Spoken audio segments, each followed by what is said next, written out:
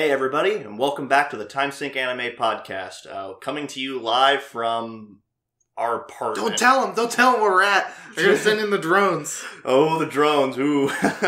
Anyway, as usual, I'm JT. I'm JT. You're also JT? When did this happen? I'm JT.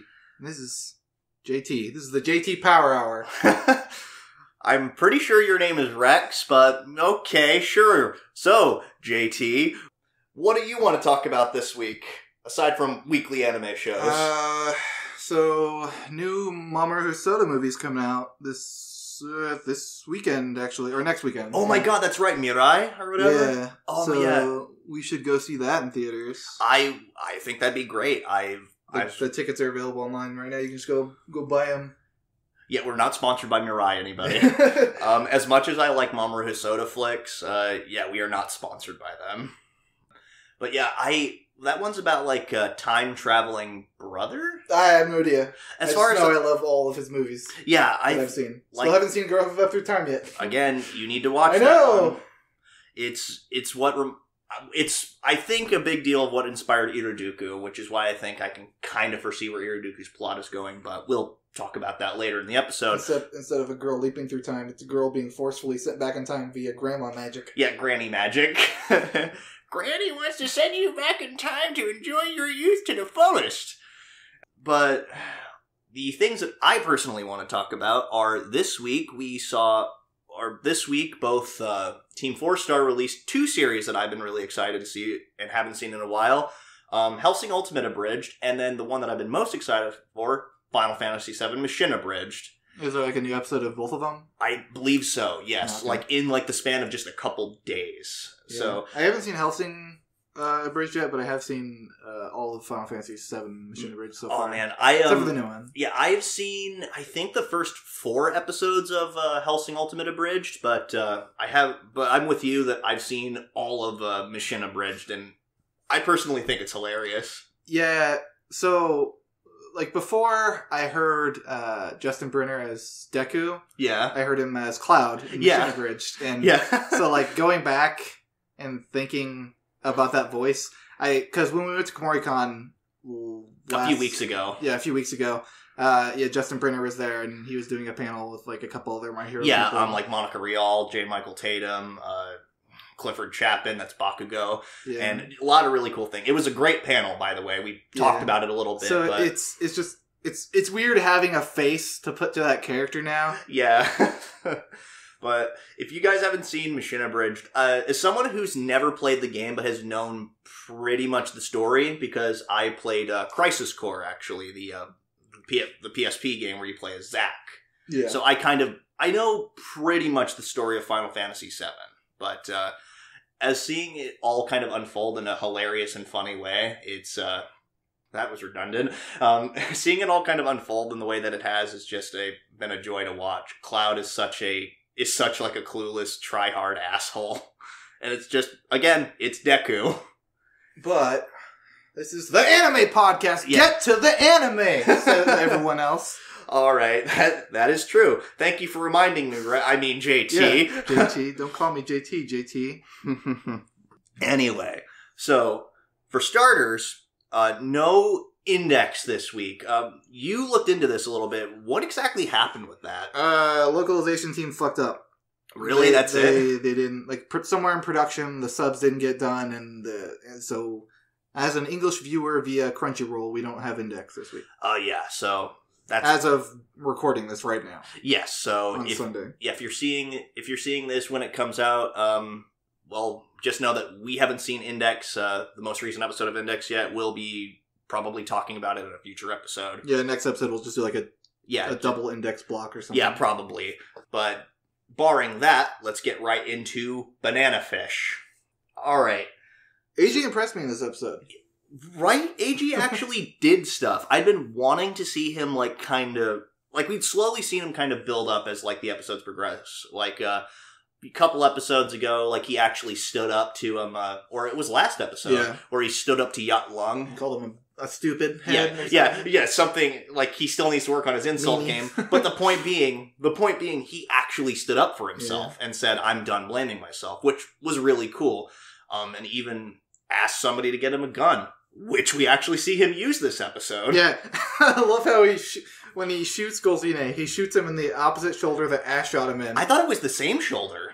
I thought it was the right shoulder that he got shot in before. Oh, well, that'd be worse. If he got shot in the same shoulder, and imagine this, in the exact same spot. Oh my god. just hear him. I guess we wanted to be like, not again!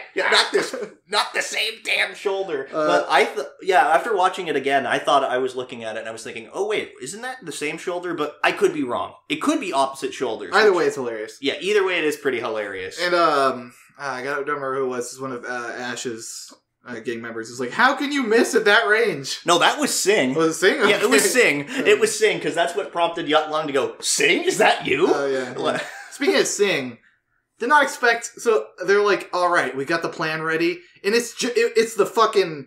Ash riding in on the top of the truck plan all over again. Yeah, it's like, oh, I'm expecting some subterfuge. Oh, AG sneaking in, looking like a nice butler boy, and fucking Sing's just like, woohoo! Yeah, just him and a bunch of guys like wearing freaking bandanas and shit, just like blasting in with machine guns and just woohoo! Yeah, let's get Ash, everybody. And then Ash being blinded again as usual, but that proved to not be a problem because he was able to kill somebody with his eyes blinded. It's just, I heard a gun being cocked, so just, okay, Ash, you're scary. That's all we need to know. But I will say this, Blanca had pretty much confirmed what we thought last episode with him basically just doing this and going and signing up a contract with Yut Lung just so he could help Ash. Blanca pretty much confirmed this in the first 6 minutes. I don't know if it's just to help Ash. I'm pretty sure it's also to help himself. Yeah. Because Yut Lung has, all that dirt on him now that he's... Yeah, exactly. So he's definitely, playing all the angles, it feels like.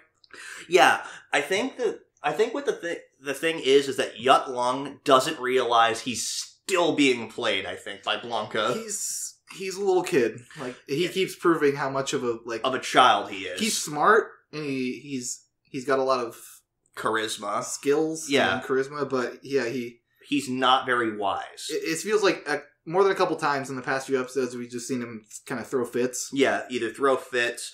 My friend Yut Lung had to pull him back by his hair because he was like, "Fine, I'll go kill AG if you won't do it." Yeah, pretty much. And then we get a nice little scene with the Chinese gang. Basically, they get Ash back into the abandoned subway, which they had cordoned off, which was cool of them, actually. And Lao, another one of Shorter's old gang members, but then now Sing's direct underling, it basically addresses the whole problem with Ash. It's like, he killed Shorter. How can we still be allowing him to just walk around like nothing's happening? Which is interesting because Sing is the only one of the Chinese guys who knows the truth. He knows what happened to Shorter, but Ash forbade him pretty much to tell the truth. Yeah, I'm really impressed with Sing. I think he's probably around the same age, or probably a little younger than Yut Lung. Yut Lung, I think, is in his early 20s. And Sing's 15. Yeah, Sing is 15, so he's 2 years younger. He's 2 years younger than Ash is. But Sing has so much more composure than exactly. Yut Lung is very much a child who is quickly just snaps into just hysterics when something doesn't go his way.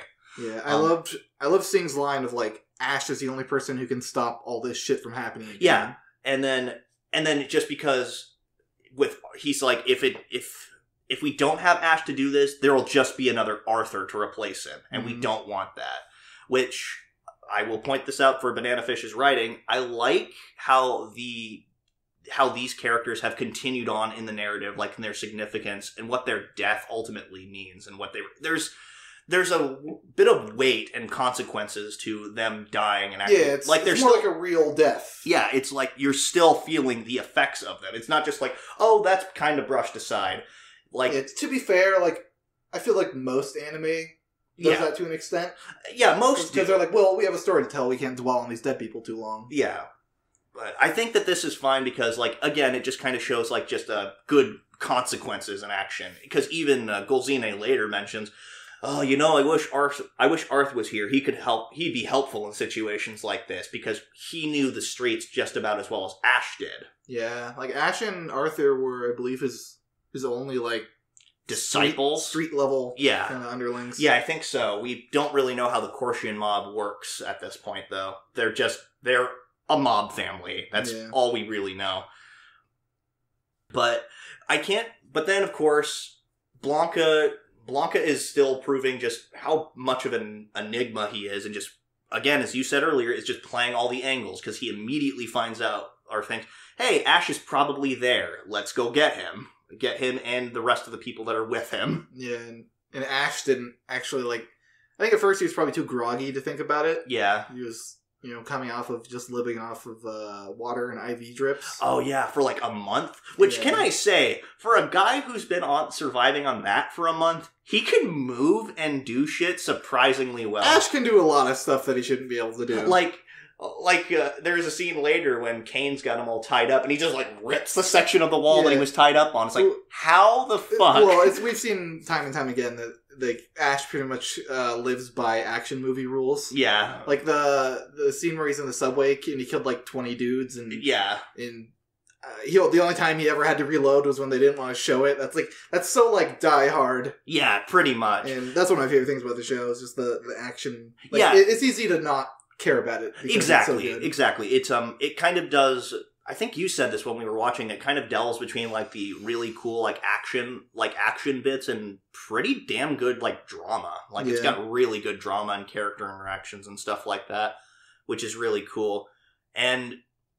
But the best part, I think, of this episode was towards the end when they go to the museum, because he lures them out there. And it's and he was going by Blanca's training, people are going to get freaked out if they're in here because because it's dark and these scenes are real, and these displays are just naturally unnerving and will cause people to freak out. So it's kind of like playing Arkham Asylum, if you've ever played that. A little bit of it. Okay, so in Arkham Asylum, there was a mechanic where, there were guys with guns, and obviously if they see you, they're gonna kill you pretty quickly, because they've got guns. So basically what you have to do is you have to try and, stealthily take them out, just kind of, and with a bunch of different ways to do it, and eventually the ones that are remaining start just getting progressively more panicked, and they're just cool. Oh god, oh god, oh god. Yeah. Yeah, this scene, they did a really good job making Ash look like an animal. Yeah. Especially the part where they have the knife in his mouth. Yeah, and I think he slashed the guy's throat or something with the knife in his mouth. It was a really, they did a lot with Ash. Because they always, play him, they always refer to Ash as a wild animal. Yeah, or a wild, yes. Yeah, exactly. He's a wild beast. And in this scene, they did such a good job portraying that. Yeah, just the kind of primal fear that he kind of inspires. Just because, he's a lynx hunting his prey. Yeah, especially, the scene where he has the knife in his mouth, he, dashes back and forth. Yeah, and you see, gunshots kind of lighting up in the darkness. That was so cool. But what's really satisfying was to see Yut Lung getting choked by his own fucking ponytail. It's yeah, you're coming with me. I actually was just choke him by his ponytail. Yeah, God, what's his name? The big burly guy. Kane. Kane, yeah. Kane Blood. I love how he shows up and they're we're here to help! And they're Ash is leave! He's alright, we're leaving! Yeah, that was too perfect. But then they didn't really do much. Yeah, they basically gave Ash an opening so that he could snatch Yut Lung. I think that's pretty much exactly what he wanted them to do. But then Blanca and Ash get into the standoff of hey, I'll trade you all the hostages you have for this one guy here. And I like the mind games that Ash kind of plays here because he's don't you think you're asking for a bit too much? That may be true, but if I killed him, you'd lose your perfect lose your perfect record, and I know that's not what you're about. He's all right, you give me $50, or I'll give you $50, and you give me Boardwalk and Park Place. It's no. Well, but you have something on them that it'll just force them. You give me Boardwalk and Park Place, or I'll tell your parents that you slept with my sister. Yeah, something unrelated like that. But ultimately, what it ends off with is the rest of them are meeting up at what's called the Rat's Nest. I'm assuming it's like some big hideout for all the other street kids. And maybe we're going to see like a full-on gang war between the street gangs and the Korshian mob, which that'd be an awesome bit. Yeah, well, it's getting close to the end. Yeah, but what was also really cool was when Ash has a knife and he throws it at Blanca. It hits Blanca in the arm, but Blanca shoots at him and doesn't hit him. I don't think. I'm pretty sure that. I'm almost positive at this point, just given by every shot we've seen Blanca take, that was on purpose. Yeah. He didn't want to kill Ash right there. He just wanted to wing him. Yeah. I don't even think he hit him, is the thing. I think he hit his arm. Yeah, maybe. Same thing with... I like earlier how when he's with Eiji, he's like, sorry about that time I shot you in the arm. Yeah, exactly. Which, I mean, that just kind of confirms that it was just... He just wanted to fire a warning shot. Exactly. Blanca's... He's so good at playing the angles. Exactly. I think, but the thing that was most ominous about this was Yut Lung's final line, is let's set a scorpion loose in his garden. It just makes me wonder, what exactly angle does Yut Lung have here? Does he have something that we don't know? Like, what is this? It probably is referring to just letting a traitor loose or something. Yeah, probably. But it makes me wonder who that traitor is and how he has access to him. So it's going to be something bad. Yeah, I'm because really Yut Lung's worried. A petty piece of shit. I'm worried that before the end of the series, either Ash is going to die or Eiji is going to die. Maybe both. I hope not both of them. I feel like it would be more tragic if one of them died. Only. Just one. Because if they both died, then like they don't have to live without each other. But if one dies, then they have to deal with that. Yeah. And if Eiji dies, God, Ash already has had to deal with so many of his. Yeah, he's had to deal with his brother dying, his best friend he had to kill. Dying.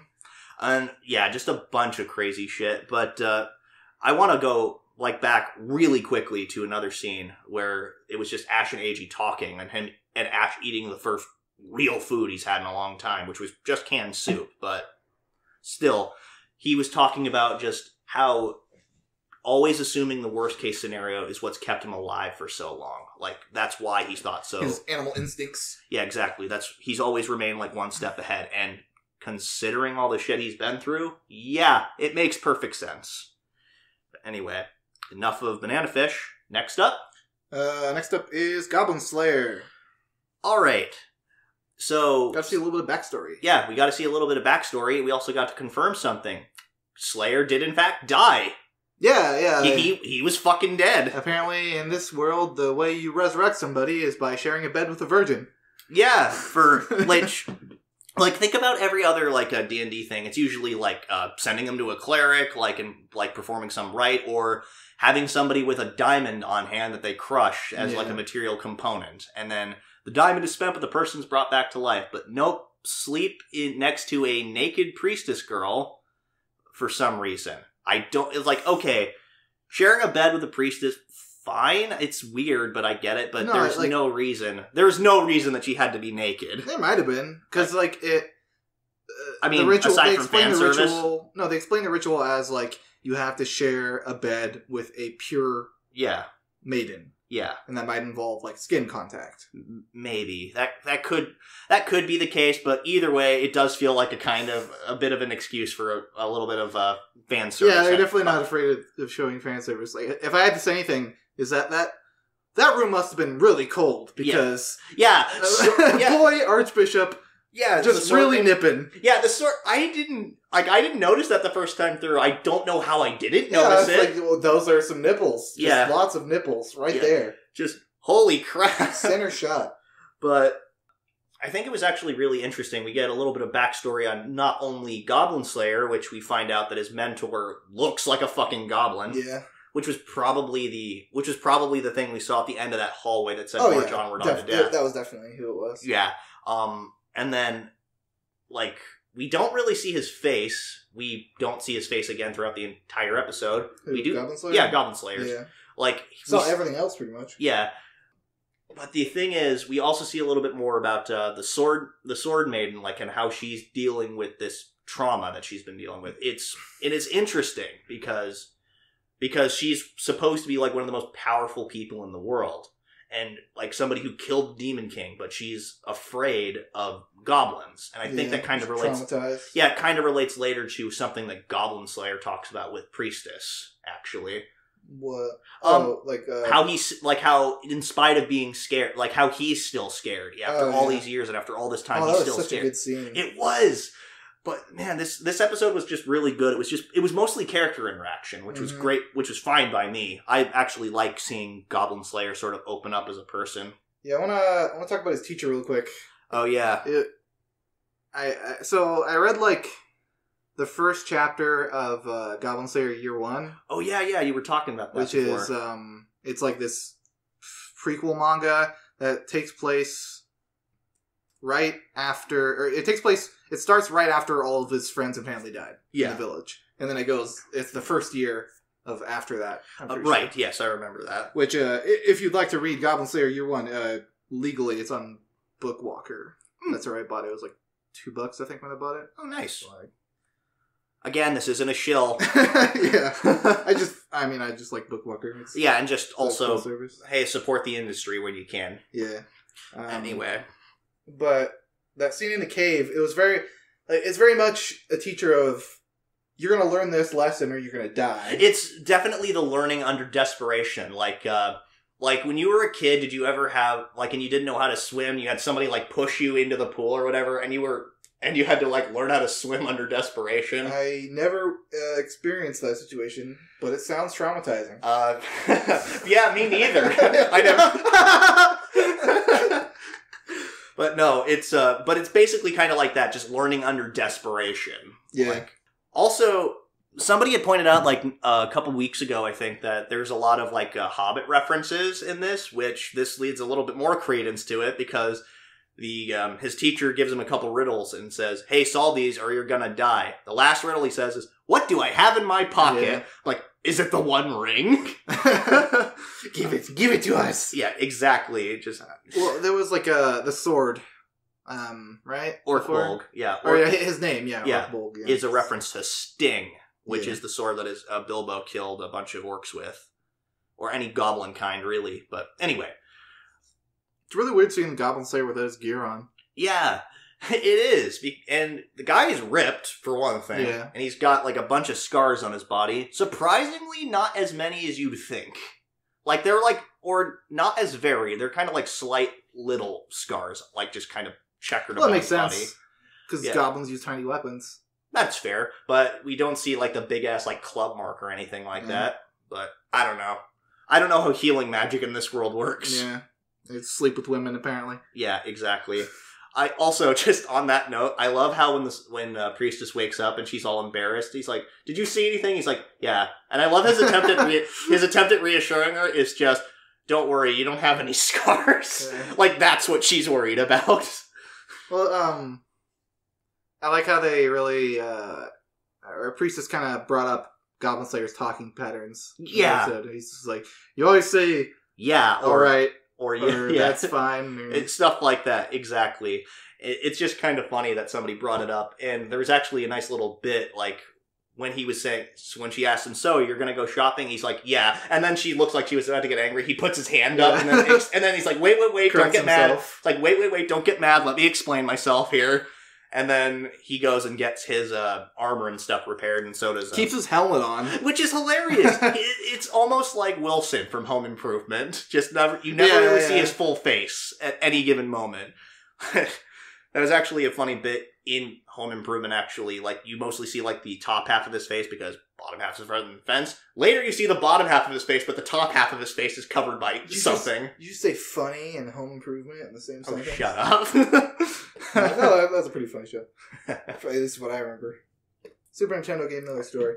Oh, God. But one of my favorite I think probably my favorite little scene in this episode, besides the combat, is like when they find an ice cream stand. Oh yeah, and Priestess is like looking over at Goblin Slayer like an expectant dog. Yeah, and he's like, "All right, it's okay. You can go get some." Yeah, she's like, "Yay!" Yeah, because he's like, considering that there's mostly children around, I assume it's got to be something sweet. Like, and she was looking at him like, "Are you gonna call me a child?" He's like, "No, it's fine. Go ahead.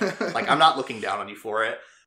But he talks about how, with the ice cream merchant, how it's made. And basically if you put like fire mixture in water, it like freezes super well. So it makes me wonder if Goblin Slayer is going to make like an ice trap using that kind of idea later. Maybe. It'd be I think it's probably just they're using that situation to explain to you in an organic way how Goblin Slayer gets all his information. Yeah, which is exactly what Priestess acknowledged. It's like, I see why you know so many things. Like, you complained about this a lot, of, like, telling, or showing, not telling. Yeah. Or as a good storytelling method. Yes, exactly. A perfect example of that, because instead of just telling you, like, from Priestess' perspective, like, oh yeah, I saw Goblin Slayer do this thing that one time, and that's how he gets all this information. It just organically weaves in a little situation about ice cream. Yeah, exactly. And it's such a perfect way how they explain just, like, his ingenuity and how he knew about the canary. And and you can just kind of piece all that together yourself. Exactly. It's pretty nice way of storytelling here and characterization. And again, like, they had a nice moment on a park bench we talked about earlier, like how he's still scared after all this time. Goblin Slayer's, like, slowly opening up more. Yeah. Probably, like, the life or death, or actually death experience probably. Yeah, probably. Helped loosen his lips a little bit. Exactly. Because, I mean, essentially it was her. Mm-hmm. It was her and the Sword Maiden that saved his life. Yeah. But, like, if she wasn't there, they'd have to find another virgin or whatever. But, so he's probably, he's actually opening up and telling her more about his feelings, which is nice to see. Yeah, exactly. And what was also super nice to see was a fight with a literal beholder. Yeah, just really nailing the fact that it's a D&D campaign. Like, I want to point out that when the lizard man like points out the beholder, the first word he says is "behold." Behold, yeah. like literally, like, oh, see what you did there. It's like, ah ha ha. Oh god, it's so freaking schlocky, but it's hilarious at the same time. That was such a cool but short fight. Exactly, like, just like in the span of, like, and it's just, which I guess is actually pretty true to form in, like, D&D campaigns, because each round in a D&D campaign is supposed to take, like, 6 seconds. Yeah, and everybody, like, had a turn. Yeah, exactly. Much. And it actually functioned pretty much like that. I mean, in real time, it takes several hours, depending on how long, depending on how big the encounter is, and how many players are at the table, and how long they take to fucking do their turns. Yeah, who's checking Twitter when it should be their turn. Yeah, it's like, get off Twitter, Sean! So, I'm surprised that Goblin Slayer knew, like, he's like, okay, you should cover your ears and close your mouth. Yeah. Because, for anybody who doesn't know, explosions make a lot of shockwaves. Yes. And when they hit your body, they do bad shit. If you have your mouth closed, then could it break your teeth or something? No. So your lungs will be at a different pressure than the outside. Oh. So if you have your mouth closed when there's an explosion nearby, it can make your lungs collapse. See, I didn't know that. Yeah. That's actually, like, I was wondering, because I was like, the cover your ears part makes sense, but why keep your mouth open? I didn't get that. And so that's actually really cool. Yeah. I had no idea. Like, I knew about the whole like dust, like dust catching a spark will cause an explosion. Yeah, as soon as I saw him throw the flower out there, I was like, oh yeah, okay. It's like, is this a dust explosion? Oh crap, it's a dust explosion. I love like this excuse to Elf was like, it's an explosion. It wasn't fire. And she's Explosions like, are different than fire. And he's just like, that's not the problem. Okay, whatever. I guess, to be fair, he didn't use his own fire. He basically lured the beholder to use its freaking disintegrate ray. Yeah. And just cause an explosion by itself. But and they found a mirror. Which it looks like it's all shimmery and stuff, and so I think it's a portal to wherever the fuck the beholder came from. I don't know. Like, that's what I think, because it looked all shimmery and, like, looked like water if you touched it. So it makes me think it's probably some kind of mystic portal or probably something. A portal to the plot. Yeah, the plot is continuing, guys. But, again, another solid episode of Goblin Slayer. Yeah, so what's next? Next up is Golden Kamuy 2. So we start off with Tanigaki meeting up with a Sherpa and the rest of the crew. And if you remember last episode, it was all about Tanigaki and figuring out, like, where he's from. This was a little bit more focused on Ogata? Yeah, Ogata, thank you. Yeah. And I want to talk a little bit about that, because I think that was, like, the most important part of this episode. Yeah, well, I mean, like, besides the whole... Yeah. The whole slice of life half of the show. Yeah, like, And don't get me wrong, I like that part, but... Yeah, we talk about Ogata real quick.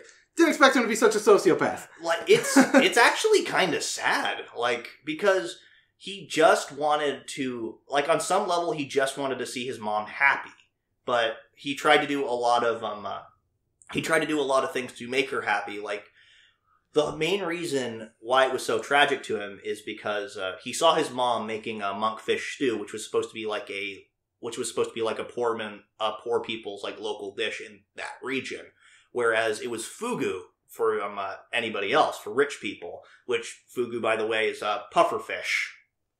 Mm-hmm.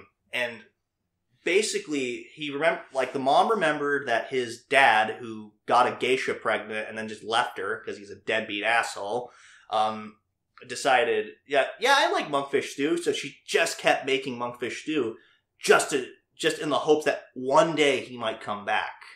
But then he poisoned her to basically say, if I poison her, it's going to make Dad come back, and she'll be at least able to see the man she loved before she dies. Yeah. But that didn't happen.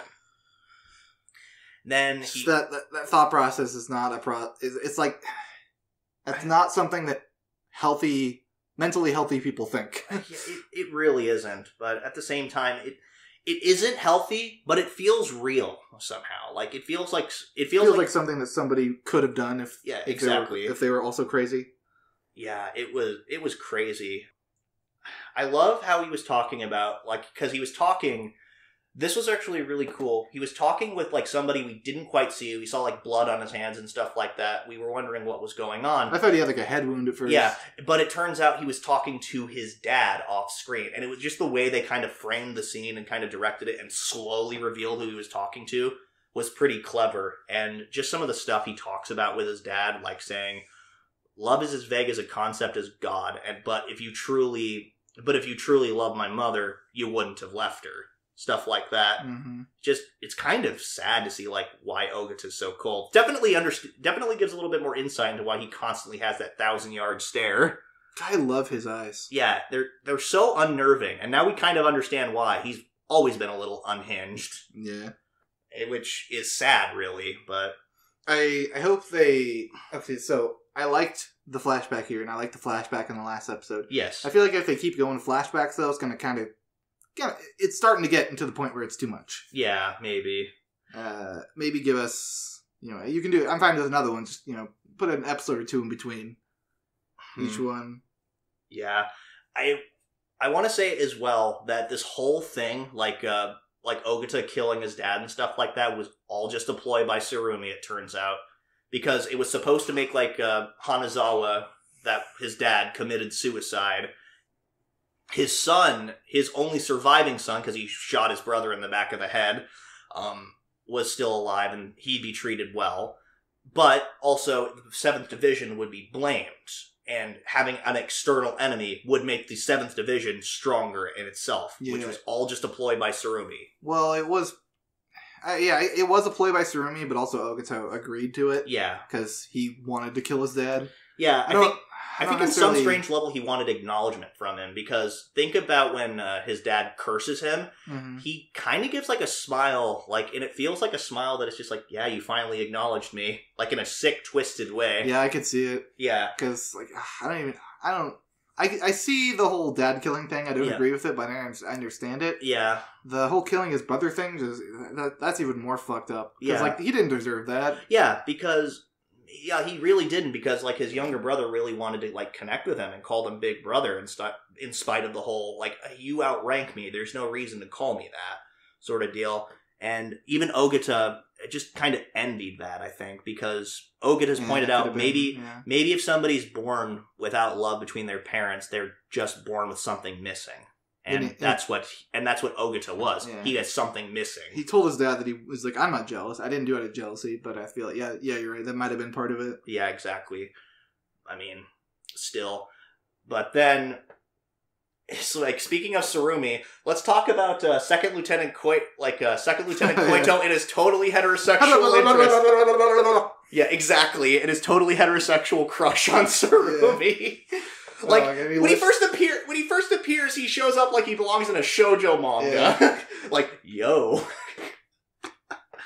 Oh man, it was so funny. It just I feel bad for I don't remember what his name is. But the one who was just basically just playing the straight man. He's always around for just so much shit. Just like there. Yeah, like and he was put on guard for taxidermy guy. Eda guy. Yeah, Edo guy. Yeah, he's put on guard for him. Like, and now he has to deal with this shit. He's just like, I feel like he's just the guy who's there always that has to deal with crap. Yeah, which. Again, I feel bad for him, but at the same time, he does his job well, it seems. But he's a B+ student if ever I've seen one. Exactly. But the slice of life half of the episode actually was also pretty interesting. Because oh my god! When I saw that, I fucking lost my shit when they panned over to Sugimoto and he did it. Yeah, I thought it was so funny. And then they what's the word for it? Capitalize on the punchline? Yeah. Later on. When they're leaving the village and Sugimoto does it again. We assume it's Sugimoto doing it again. Oh yeah, it's him. That was great. But we learned a little bit more about Ainu culture and what this means. Like, you said something pretty interesting when we were watching it. Like, how in the Ainu vision, Kamui are just things that are beyond human control. Yeah. However, they're things that humans can't do. However, they don't see the Kamui as inherently superior to humans. They see them as equal. Yeah, and that's fascinating, because that's so, like, bizarre and unique to me, because every like, religion and group with gods, they're always, like, above them. Yeah, exactly. And in this situation, they have gods, but the gods exist beside them, because they give the gods, like, tobacco. Yeah, things that the gods... tobacco and sake, things that only humans can produce. So they give them that, and then to return the Kamui, like, guide their arrows. They live in their tools. Yeah, it's all real. It's all really fascinating, and I keep learning lots of really cool stuff about the Ainu culture. Something that I never would have learned if I didn't watch this show. Yeah, apparently there's an Ainu museum in Japan. Really? An Ainu history museum. Yeah, like when I was kind of looking up stuff about the Kamuy Hapunure, I think it's called. Yeah. That bear festival. Yeah. Yeah, that's a real thing. Like, I'm pretty sure all the Ainu stuff in this is a real thing. Yeah, exactly. I told you about how Monica Rial, like, actually studied the Ainu culture and like their pronunciations and stuff, so that she could, like, actually nail their pronunciations perfectly. Yeah. Again, that's dedication to the craft. Mm-hmm. But yeah, this whole episode was a joy. But the last thing that I thought was interesting about that whole bit with Ashirpa talking about, like, the relationship of the Kamui, how the things that they adorn on, like, the bear heads and stuff like that basically become, like, silver and gold in the spirit world. And then Sugimoto says something to the effects of, well, so gold and silver is just as important in the world of gods as it is here, huh? Like, and it will bring you happiness. Yeah, it's kind of it's sort of a little bit of a jaded perspective on it, but I expect that from Sugimoto. It was a nice little parallel to, like, what they're doing. Yeah, exactly. I mean, like, it's easy to forget, but the whole goal of all this is to find the gold. Exactly. Yeah, we're trying to find the gold, and it doesn't feel like we're not much closer to actually finding the gold here, because everyone's fucking with each other and making no progress. But yeah, Ogata is now working with we don't really know what his end game is, but we know that he's no longer really suspicious of Tanigaki because of Sugimoto basically giving him, like, his alibi, saying, no, a bear killed the 3 guys that were with them on the mountain. Just, again, really nice episode, really cool things. We did learn a little bit about Tanigaki and the rifle he's been carrying around, which was really cool. Yeah, I liked that hunter guy. He was kind of an asshole, but I mean, he was cool, and it was interesting, like, him talking about his son, like, how every mark on the barrel was supposed to be, like, a person that he'd killed, and whether he died before that or it was just he stopped counting, it was something that it's something that he wouldn't do lightly. So, and then just the sort of, like, regret, I guess, like, of him saying he should have stayed and hunted bears with me, because a wimp like that has no reason being a soldier, which, again, probably indicates, like, his regret at, like, not trying harder to stop him, or just trying to cope with it in his own way, which is all really cool. And yeah, I really like this episode. So, next up? Next up is IRODUKU. Pretty much a Kohaku-centric episode. Yeah, this was like the first major Kohaku-centric episode. The first image we get is her playing a magical girl. Like, she's got a little magical girl stick. She was a little girl. Yeah, it was super adorable. It was my first time playing magic, and then, like, you see in Kohaku fashion, she starts wrecking the room when, you see, like, little magic stars start breaking the walls. Yeah, you see them tearing through stuff, and it's hilarious. And just about what you'd expect at this point from Kohaku. But, she basically reveals what she's wanted. Like, my dream ever since then has been to make everybody happy with magic. And that line really carries some weight at the very end of this episode. Mm-hmm. Because this whole episode was basically just Kohaku and Hitomi trying to figure out what caused her to see colors in the first place. Kohaku trying to figure it out, and Hitomi along for the ride, yeah, really. Hitomi just kind of, unfortunately, just like, Grandma, what are you doing? I don't think Hitomi's in a good place right now. You don't think so? No. We'll talk about that near the end. Yeah. Well, it's cute in the beginning because you get to see a little heartwarming moment about Hitomi. They're showing, like, the penguins. Yeah. And Hitomi's like, oh, what's that one look like? It's kind of heartwarming to see her more interested in colors. Yeah, exactly. And I want to point out, like, I like how they didn't really, like, cut to the beginning of that where they were on the bridge and, like, say, like, yeah, I can't see colors. Instead, they kind of, like, fast-forwarded a little bit past that so you can just kind of fill in the blanks by yourself and realize, oh, well, hey, they're actually taking it all pretty well, actually. Mm-hmm. Which was nice. Again, it's a bit more of that, don't explicitly, like, showing things in a creative way. Yeah. Like not holding, like, obviously I say show, don't tell, but at the same time, like, part of that is just not holding the audience's hand and then thinking, oh, hey, they're capable of figuring this stuff out on their own. Yeah. Welcome to the tutorial of this episode. Yeah, it's like, yeah, I get it. Yeah, I get it.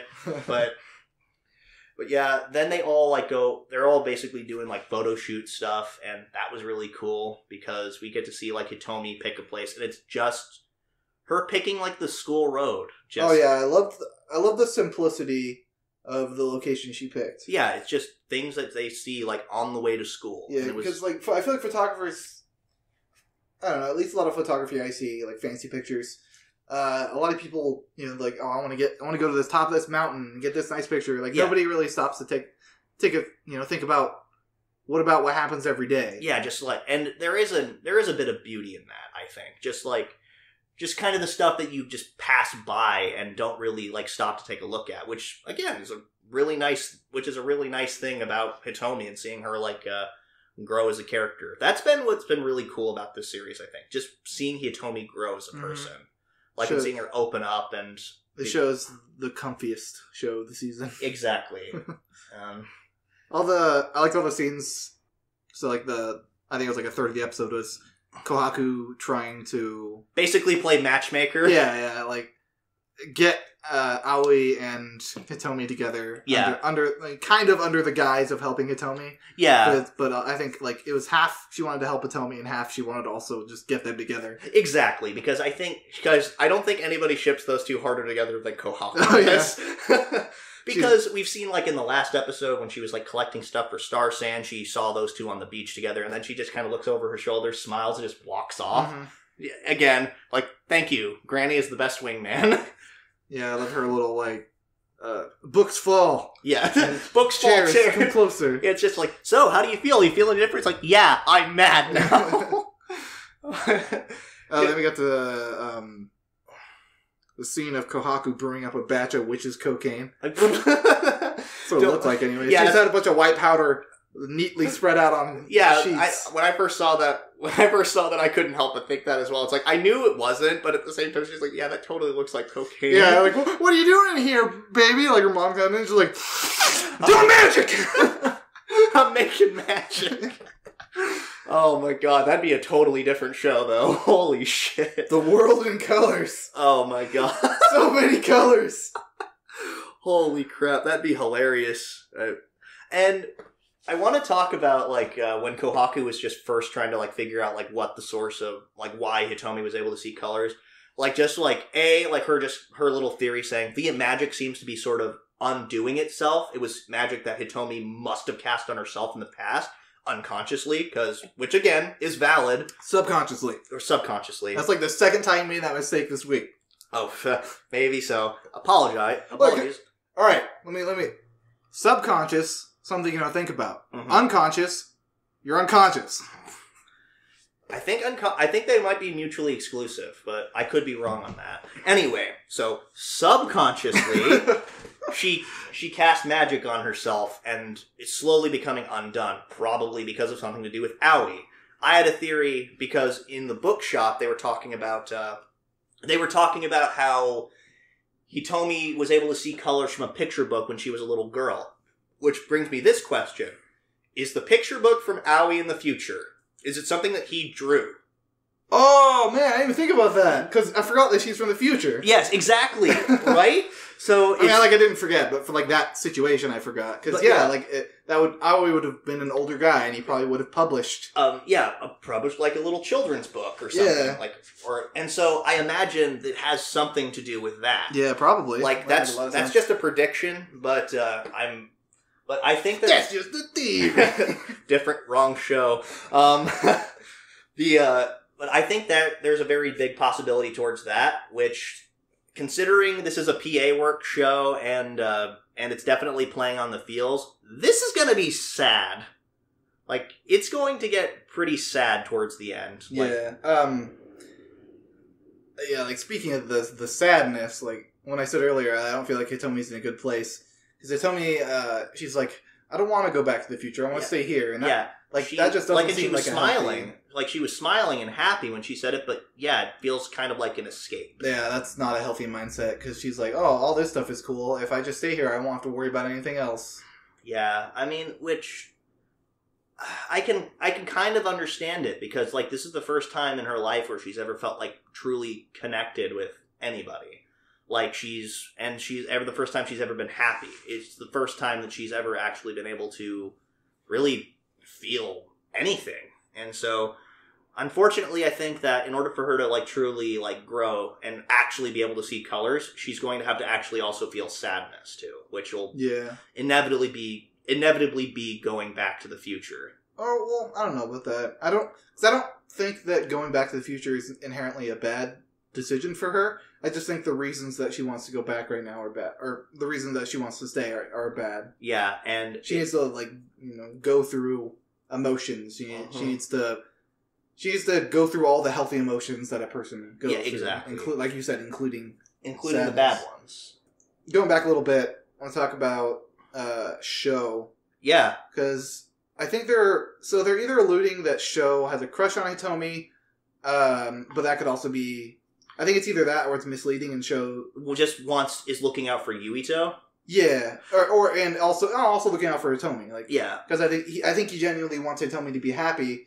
That could also be attached to romantic feelings, but I think it's kind of a plot device they're using for Asagi as well. Yeah, because I'm pretty sure Asagi is convinced that Sho likes Hitomi as well. Mm-hmm. Which again.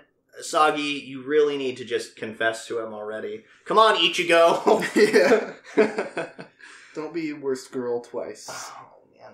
Shut up. I thought Ichigo was fine.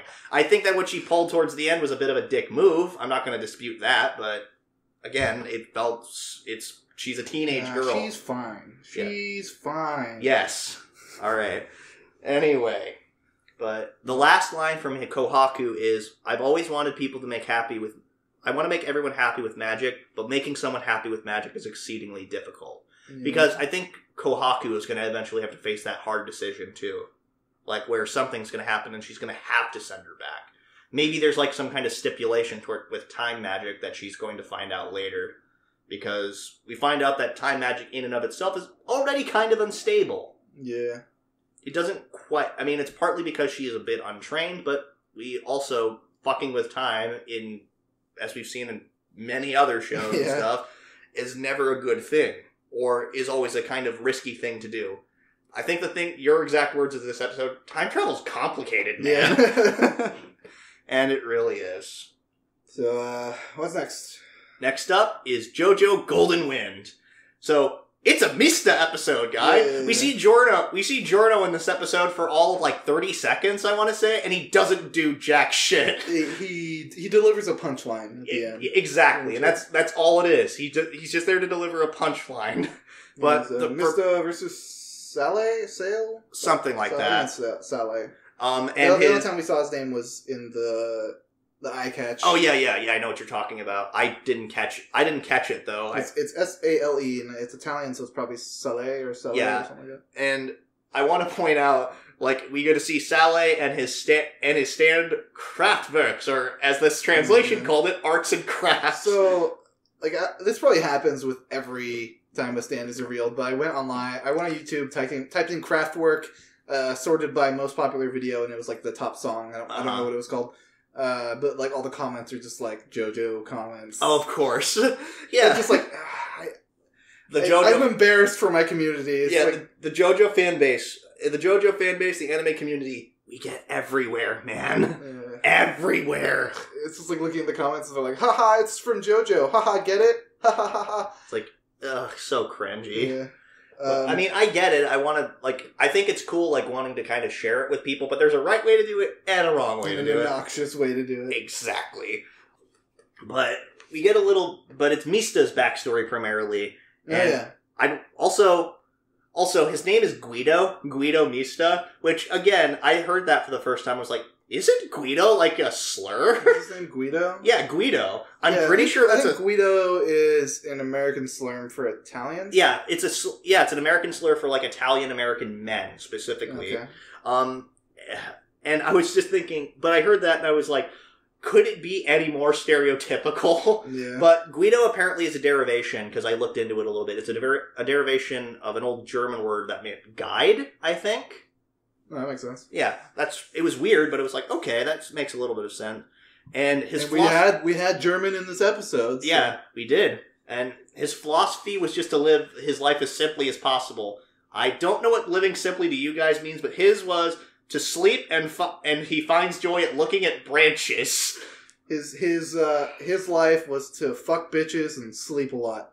And also, anytime, and I quote, anytime he needed money, he would beat up people who badmouth movie stars and take their money.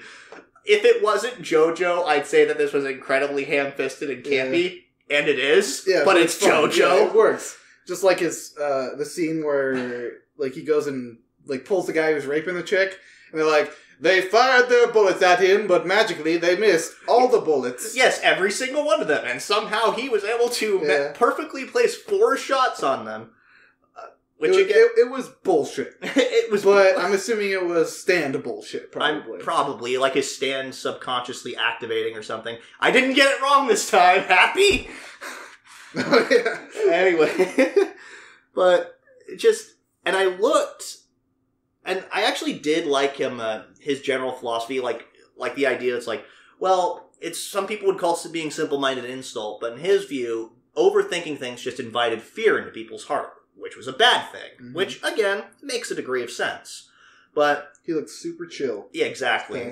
Now, I will say this, what I wasn't expecting, I heard his voice and I was like, that sounds familiar. Turns out it's the enigmatic Gale from Thunderbolt. Yes, it is the enigmatic Gale from Thunderbolt Fantasy, and Abachio is playing Shang Buhuan. Wow! I know, right? That's awesome. Whoa! I just thought that was super cool, because I was watching it through a second time, I was like, wait a second. That voice sounds familiar. Crap. Give me like 5 minutes, I'll get back to the episode. There it is! Okay. So it's cool. Yeah. And I want to point out, like, during this whole fight, like, it mainly all took place on, like, this truck that just kept going forward. And I feel bad for this truck driver, because it's like, hey, keep driving! No, stop driving! Hey, keep driving again! It's like, dude, and, like, the driver actually, like, audibly says, what do you want from me? Yeah, poor guy. He's dealing with it's the worst day. Yeah, no kidding. And so Kraftwerk was pretty cool. Yeah, he was able to stop things in midair. Yeah, which I was really confused at first, because he was like, yeah, I can lock things in the air.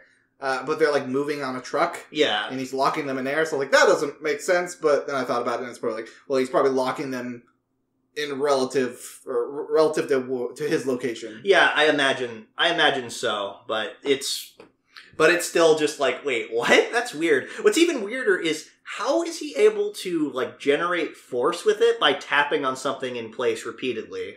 So like it's you have something locked in place. Yeah. So you're just tapping on it. So let's say you have like a ball and you keep smacking the ball. And so if you smack it twice, then it's going to go twice as fast. Smack it thrice, it's going to go thrice as fast. So it's pretty much just like building force up on it over and over and over again. I guess that makes undoing the lock. I guess that makes sense. It just it was just a little bizarre to me. I'm like, I mean, that's cool, but like, how does that work? That was a mechanic in Breath of the Wild.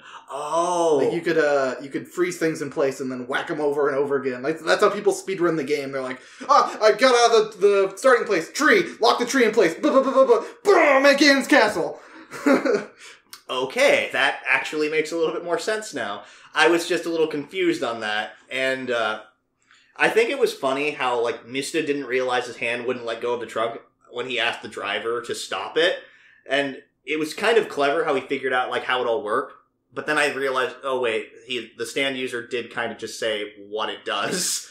Yeah, because he's like, well, I can say everything it does because you have no more bullets left. Yeah, exactly. Although he does. Yeah. I analyzed that scene like frame by frame. And I'm pretty sure he flipped them out of his hat. Because, like, he leaned back, his hat, the little arrow on his hat flipped up. Yeah. He never opened his mouth, because originally I thought he, like, spit him out. Yeah, I was like, wait, where did he get those bullets? But in one frame, it doesn't show where they come from. Like, he flips his head down, and then they kind of just, like, fly down into the gun. Yeah, I'd assume he spat them into the gun. Yeah, I went by that scene frame by frame. And the best I can guess is that he had them stored in his hat somewhere. Yeah, probably. But then what isn't really explained is how he's able to fire 2 bullets in the same shot. I don't know if that was a translation It error. might have been like he shot when he was off frame. Yeah. Because it showed Kraftwerk, and then the bullet coming at Kraftwerk, and that's pretty much all you could see on the screen. Yeah. And then like under Kraftwerk's arm was the... Yeah, I imagine it was probably like a translation error or something. Like he not like he said fired 2 shots at once. Or he fired 2 bullets in one shot, is what he said. Oh, okay. Well, yeah, I mean, who knows? Might have just been a stand thing. I don't know. But, maybe he fired a bullet, and his stands were also holding another bullet. I don't know. It's stands. Stands are confusing sometimes. Yeah. And then, I love how, like, when, like, because this guy refuses to go down, and I... Thinking, like, listening to the character again, I'm pretty sure it's Accelerator's voice actor. I want to say it is, because it sounds like him, but I really don't know. This guy's tough, because he gets shot in the leg, in the neck, and in the fucking head, but doesn't die. Yeah, he locks the bullet in place, like, probably... It looks like it still went into his skull. Yeah. But not any further. Maybe it like just touched his bone and that's where he stops it. Probably. But either way, it was weird. Yeah. And then he gets shot in the brain, pretty much. Yeah. Which again was actually a pretty clever way for him to go about it, because Mista thinks, okay, I'm gonna shoot him. It's like, I'm gonna shoot him in his mouth because the inside of his mouth isn't protected, right? But then he kind of taunts him and says, yeah, you were thinking that, didn't you? That's what any normal person would think. Turns out, no, it was just a ploy for his mini stands to get onto the bullet that he was tapping on repeatedly. So, I think that, that was actually his stands idea. Because there wouldn't be any point of Mista lying to someone in his inner monologue. Yeah. Like, he's like, alright, I'm gonna shoot it into his mouth. Like, that was what Mista's plan was. So... And then the stands were like, haha, we did this! Yeah. I like how much personality these little guys have, yeah, like, too. they have individuality. Yeah, exactly. It's pretty funny.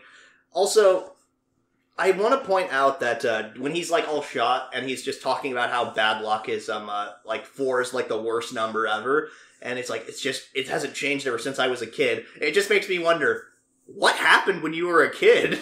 Like, why do you hate the number 4? Is he referring to the 4 people he shot in the head?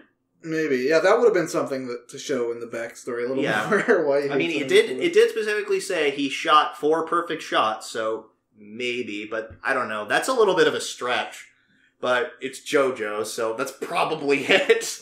You can put that answer to anything after, like, ridiculous stuff in the series. Like, well, it's JoJo, so... Yeah, pretty much.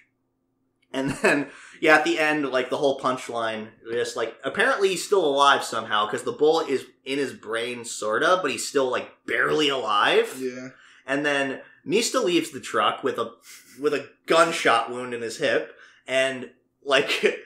And then Giorno gets in the truck and then forces the guy to start driving. Yeah. And that's where the episode ends. Yeah, it's a poor guy. He's just had the worst day. That was a perfect ending, though.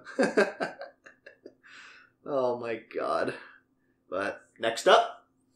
Next up, we have Karakuri Circus. Otherwise known as the best show I've seen with the worst pacing. Yeah, this episode, I agree. Like, I kind of didn't recognize, like, how bad a pacing it had this, like, the first time I watched it. I watched it again, I'm like, wow, this episode, like, kind of just crammed a lot of plot points into the span of one episode. Oh my God, this should have been spread over 2 episodes. Yeah, really, it should have. Well, I mean, I don't know about that. I just don't... I don't know if pacing's the right word. Like, the story doesn't cohesively fit together, I guess.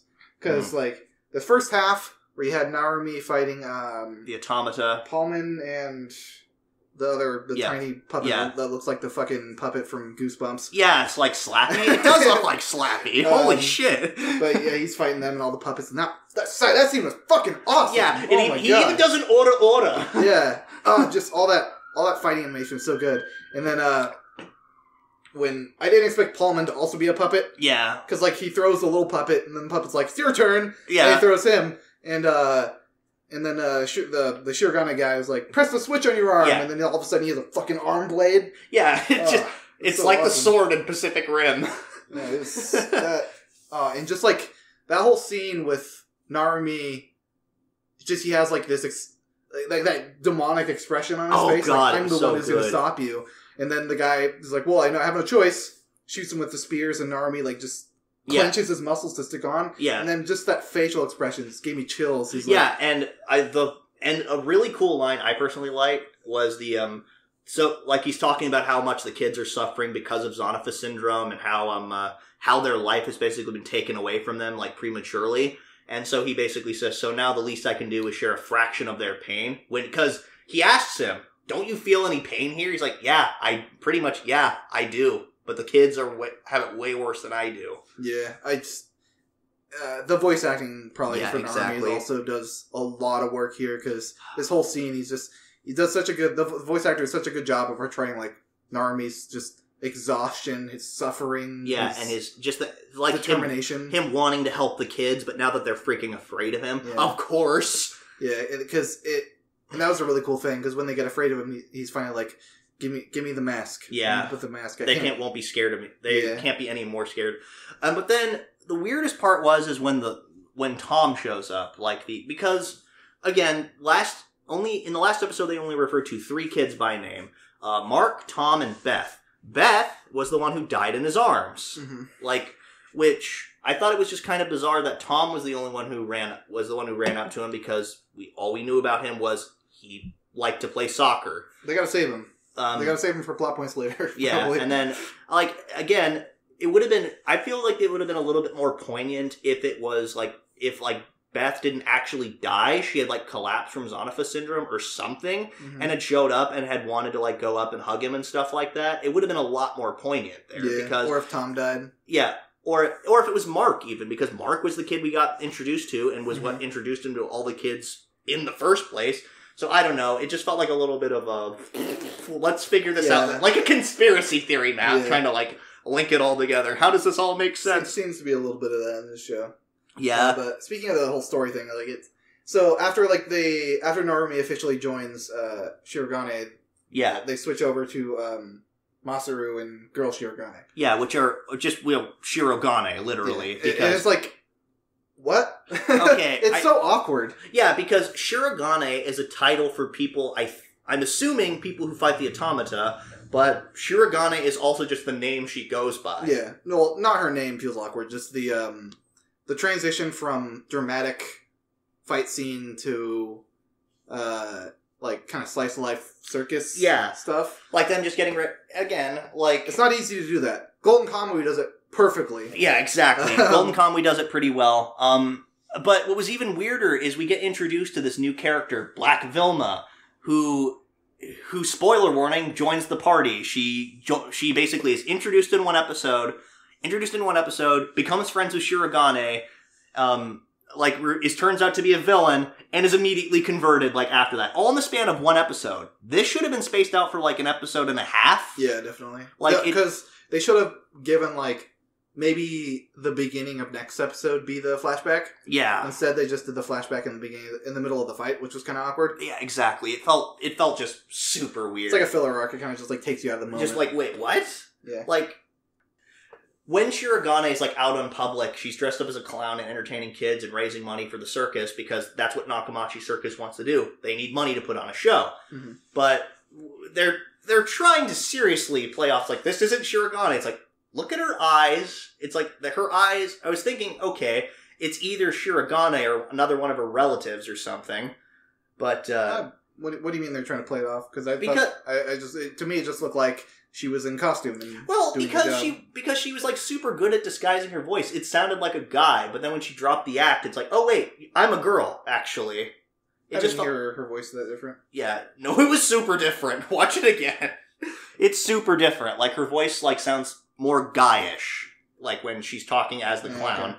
But anyway, I don't understand why the scene between, like, it's like when Vilma and Shirogane kind of become friends, like, because she goes back to the Nakamachi Circus and has dinner with everybody and is talking with Masaru, and the whole, like, interaction between them is revealed in a flashback.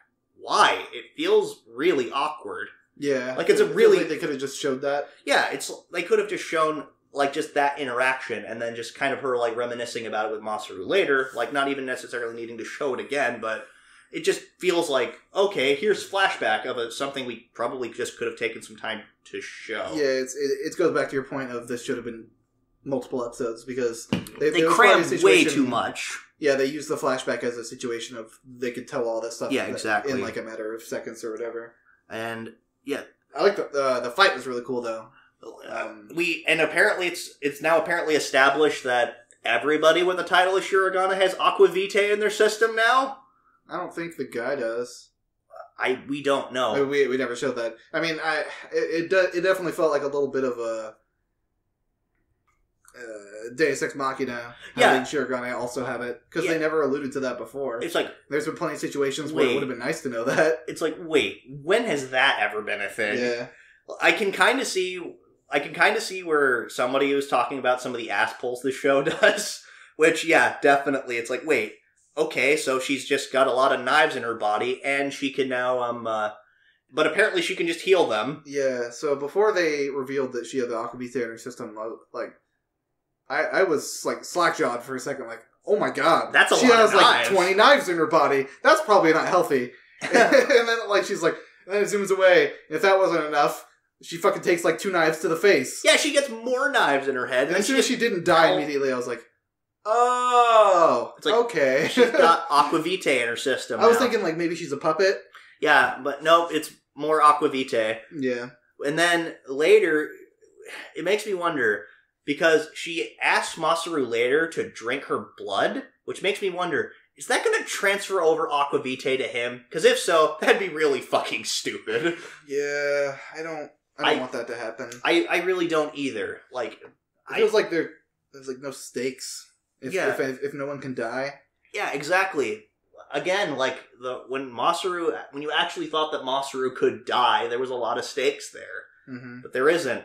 And I don't know. It's just a lot. There was just a lot of, like, really, as you put it, bad pacing in this episode. It just felt like it was condensed. It's something that should have been 2 episodes that was just kind of smushed together into one. Yeah, so many.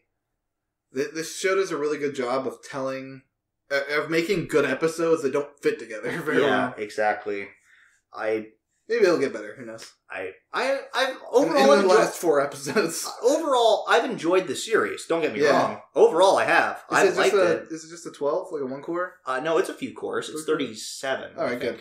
Yeah, I have hope for it. It'll probably get better. I think so. Once Well, I feel like once they get into the swing of like the Midnight Circus and everything, Yeah. It'll probably be a little more cohesive.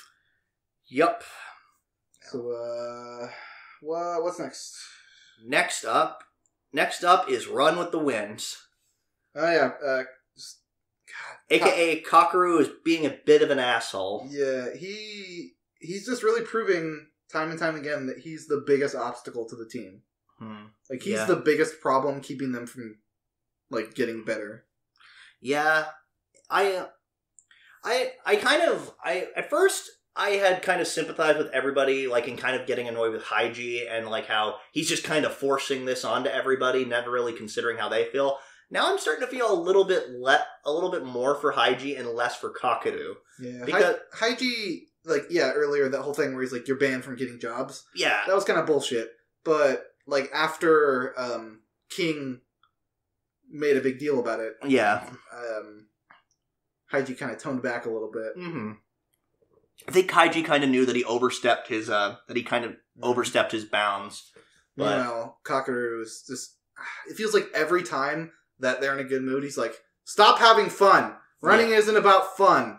Yeah, like it just makes me wonder, like what exactly happened? Because at first I really identify with Kakeru. These past couple episodes, I've been kind of starting to just say, man, he's kind of a jackass.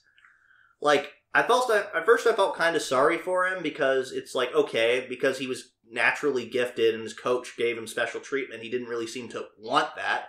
Feels a little bit awkward. They're kind of shifting it a little bit to where he isn't really all that much sympathetic anymore. I think it's a well-written character. I mean, I like him. Like, don't get me wrong. I like him, but I'm just finding it a little bit harder recently to sympathize with him. Yeah, sure. That's probably the point. Yeah. Because, like, they painted him as kind of like the sympathetic character, but, like, the thing is, you can only take that so far. Like, you can have a shitty childhood, but you can only blame that so much before you start ruining other people's lives. Yeah, I think part of it as well is just Kakeru is projecting his own inadequacies onto the rest of the group. Yeah, which he's not even inadequate. He's currently the fastest runner there, but which that didn't bother him until like last episode where we were talking about how he finally went up against someone who was able to beat him. Yeah, and now he's throwing a tantrum. Yeah, that's what it is. He's getting to the point where he's ruining other people because when Nico starts talking to him, he's like, "Yeah, I have body problems," but Kakeru gives him like this half-hearted like.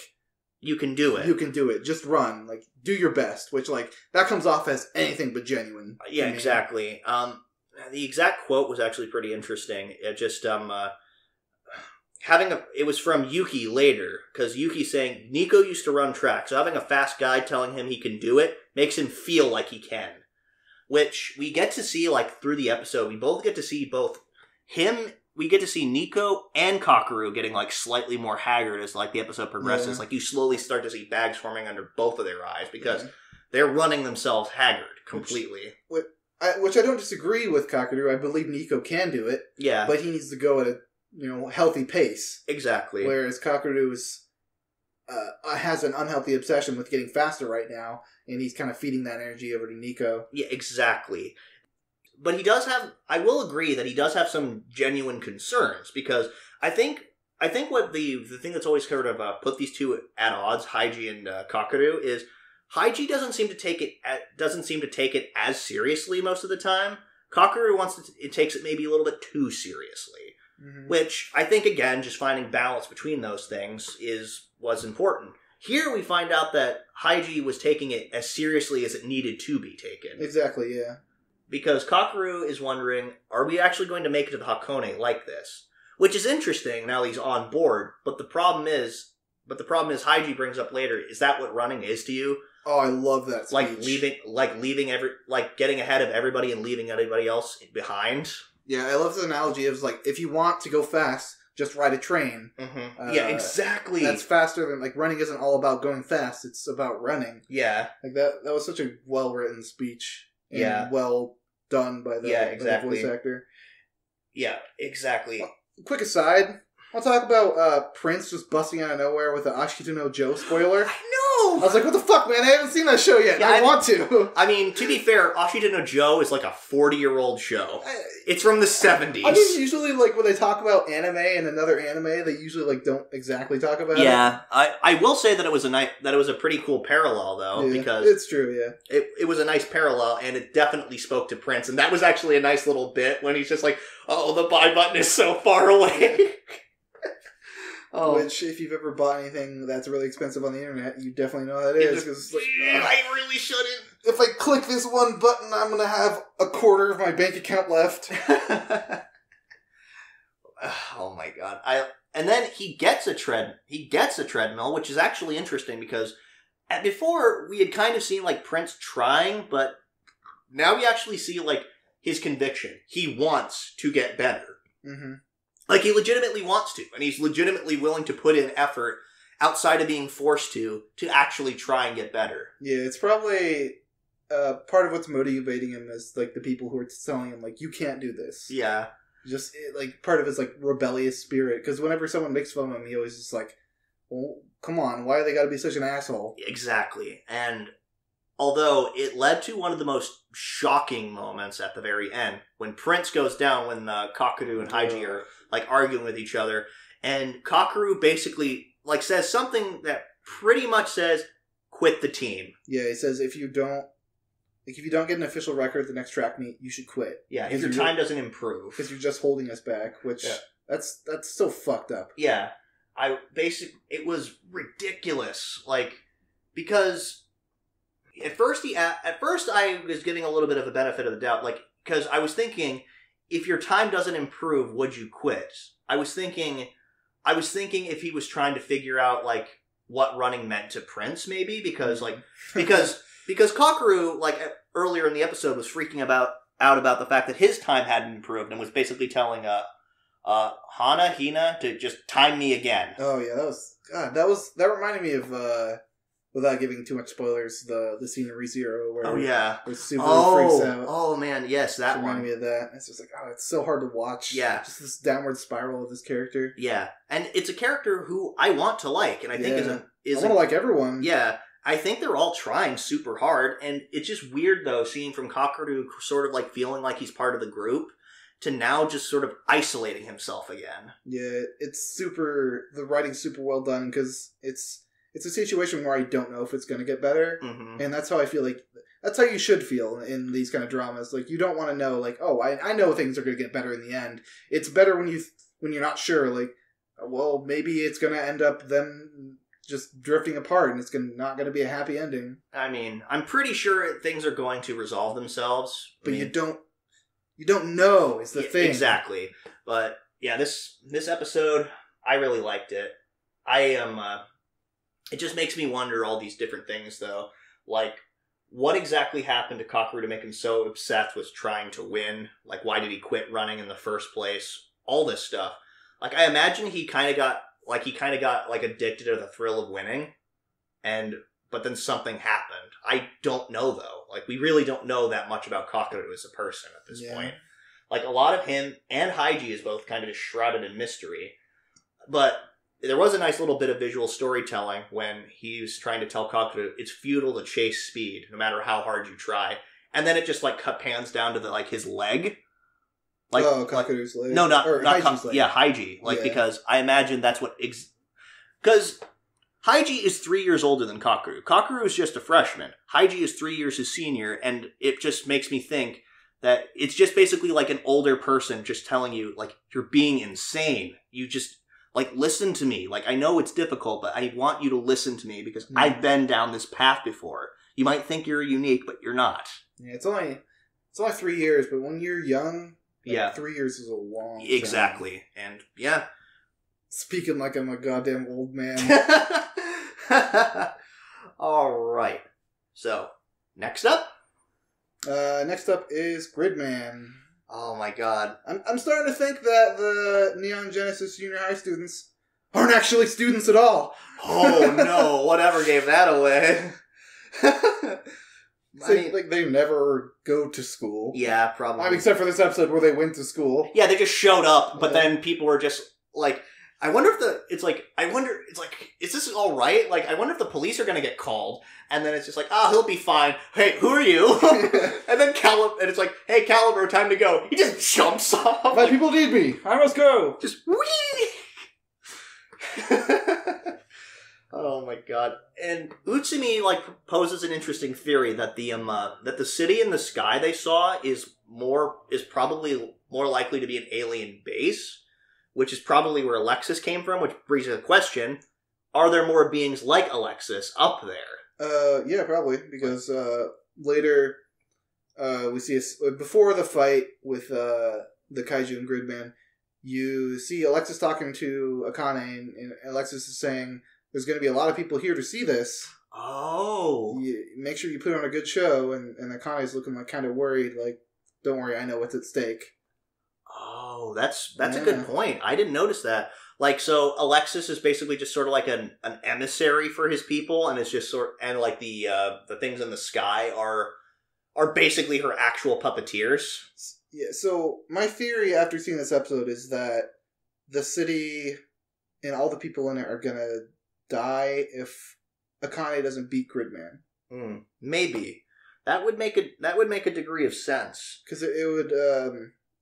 It would kind of give a little more traction to Akane's motivations. Yeah. Rather than her just being a psychopath. Yeah. And another little theory I'm brewing in my brain is So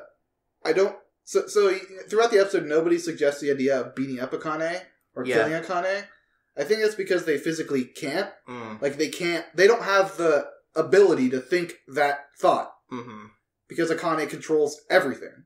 Yeah, that's true. And then, because even Akane asks Rika, like, on the bus later, like, why don't you just kill me? It's like, that would solve everything. But then Rika retorts with, that wouldn't solve anything, actually. Yeah, and then Akane says, like, oh, that's right, you can't think that. Yeah, pretty much. You were made to be my friend. Everyone loves me. Okay, can we just talk about how big of a bomb that was? I heard that was like, wait, what? Yeah. It's like Rika's a creation? Oh my god. Although, it was actually a pretty, cool little, scene when she was just like, you were made to be my friend after my kaiju created you. And in that scene, like they're having like this whole conversation about like Rika's origin and stuff like that. And usually these conversations go on for like a while. This is actually a little clever decision where after hearing that answer, the music like abruptly stops and Rika just like storms off the bus like super pissed off. Like just like, yeah, I'm done hearing this conversation. Just fuck this, I'm out. God, the character interactions are so realistic. Yeah, exactly. So like you had earlier where Sho was saying like your emotions just control everything. Oh my god. And she didn't go like, you idiot, or you stupid. She just kind of had a shocked expression on her face, got mad, and then stormed off. Just like realistic, visceral, quiet rage. Yeah, exactly. And then even Buster just kind of drops a little, that was bad. Yeah. It's just like, oh shit. And then of course, like immediately the scene afterwards, he realizes like, oh shit. That was dumb. I'm dumb. Yeah, even if it is for sort of selfish reasons at first, like, all the girls at school are going to think I'm an ass now. Well, it proves later on that it wasn't. It wasn't just selfish thoughts. I mean, it not completely, but at first I was thinking, but it's like, it just kind of feels like that a little bit, because Utsumi, like any other awkward high school kid, it just wants to be popular. Mm-hmm. And part of me was thinking after Utsumi said, all the girls at school are going to think I'm an ass now. And then Yuta would probably say something that's like, they already think you're an ass. Fast forward to later on where Akane, it's after Akane has a conversation with, or Rika has a conversation with Akane, and she's kind of like chilling outside of her shop, and Yuta walks up to her, just like that. They have this quiet talk. About how she doubts her contributions to the group. Also, that shot has such good animation. When she's like brushing her hair aside and stuff, it's like you don't really notice it in situations where they don't animate it, but it's only in like the situations where like she's actively like kind of moving around while they're talking. Yeah.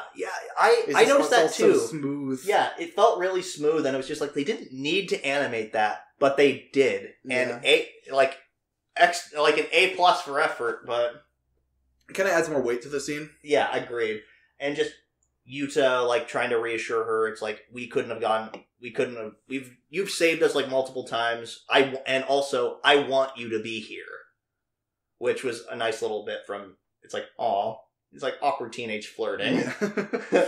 but then Rika, just after that conversation, is like, I'm going to apologize to Utsumi tomorrow. That guy would never apologize first.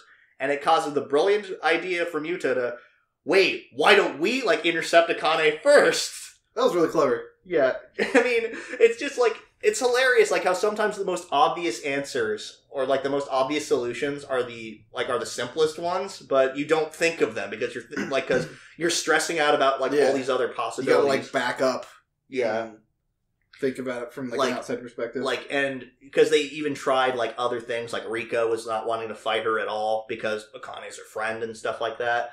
And then even Sho and Yuta were just trying to talk her out of it. So it's like, just take it back, take the kaiju back, bring it another day. Oh, that situation was like so. I mean, I said it already. It's so realistic. Yeah. Because like you think of situations where you're just kids in high school, like they're not. They're just going to talk to her. Like, when you're in high school, you're probably not thinking of, I should just kill this person. It's like, well, I want to solve this. Yeah, it's like, again, she was like, is it, because even in the conversation later when Utsumi is like, it's like, attacking the school festival isn't normal. It's like, is fighting a classmate any more normal? And again, they're all valid points. Even Gridman, who doesn't really contribute anything to the conversation. Like, but he brings up a good point. It's like, they both bring valid opinions, but he doesn't, like, advance it any further. Yeah. He just kind of reassures them. I am also here. You are all correct. Yeah.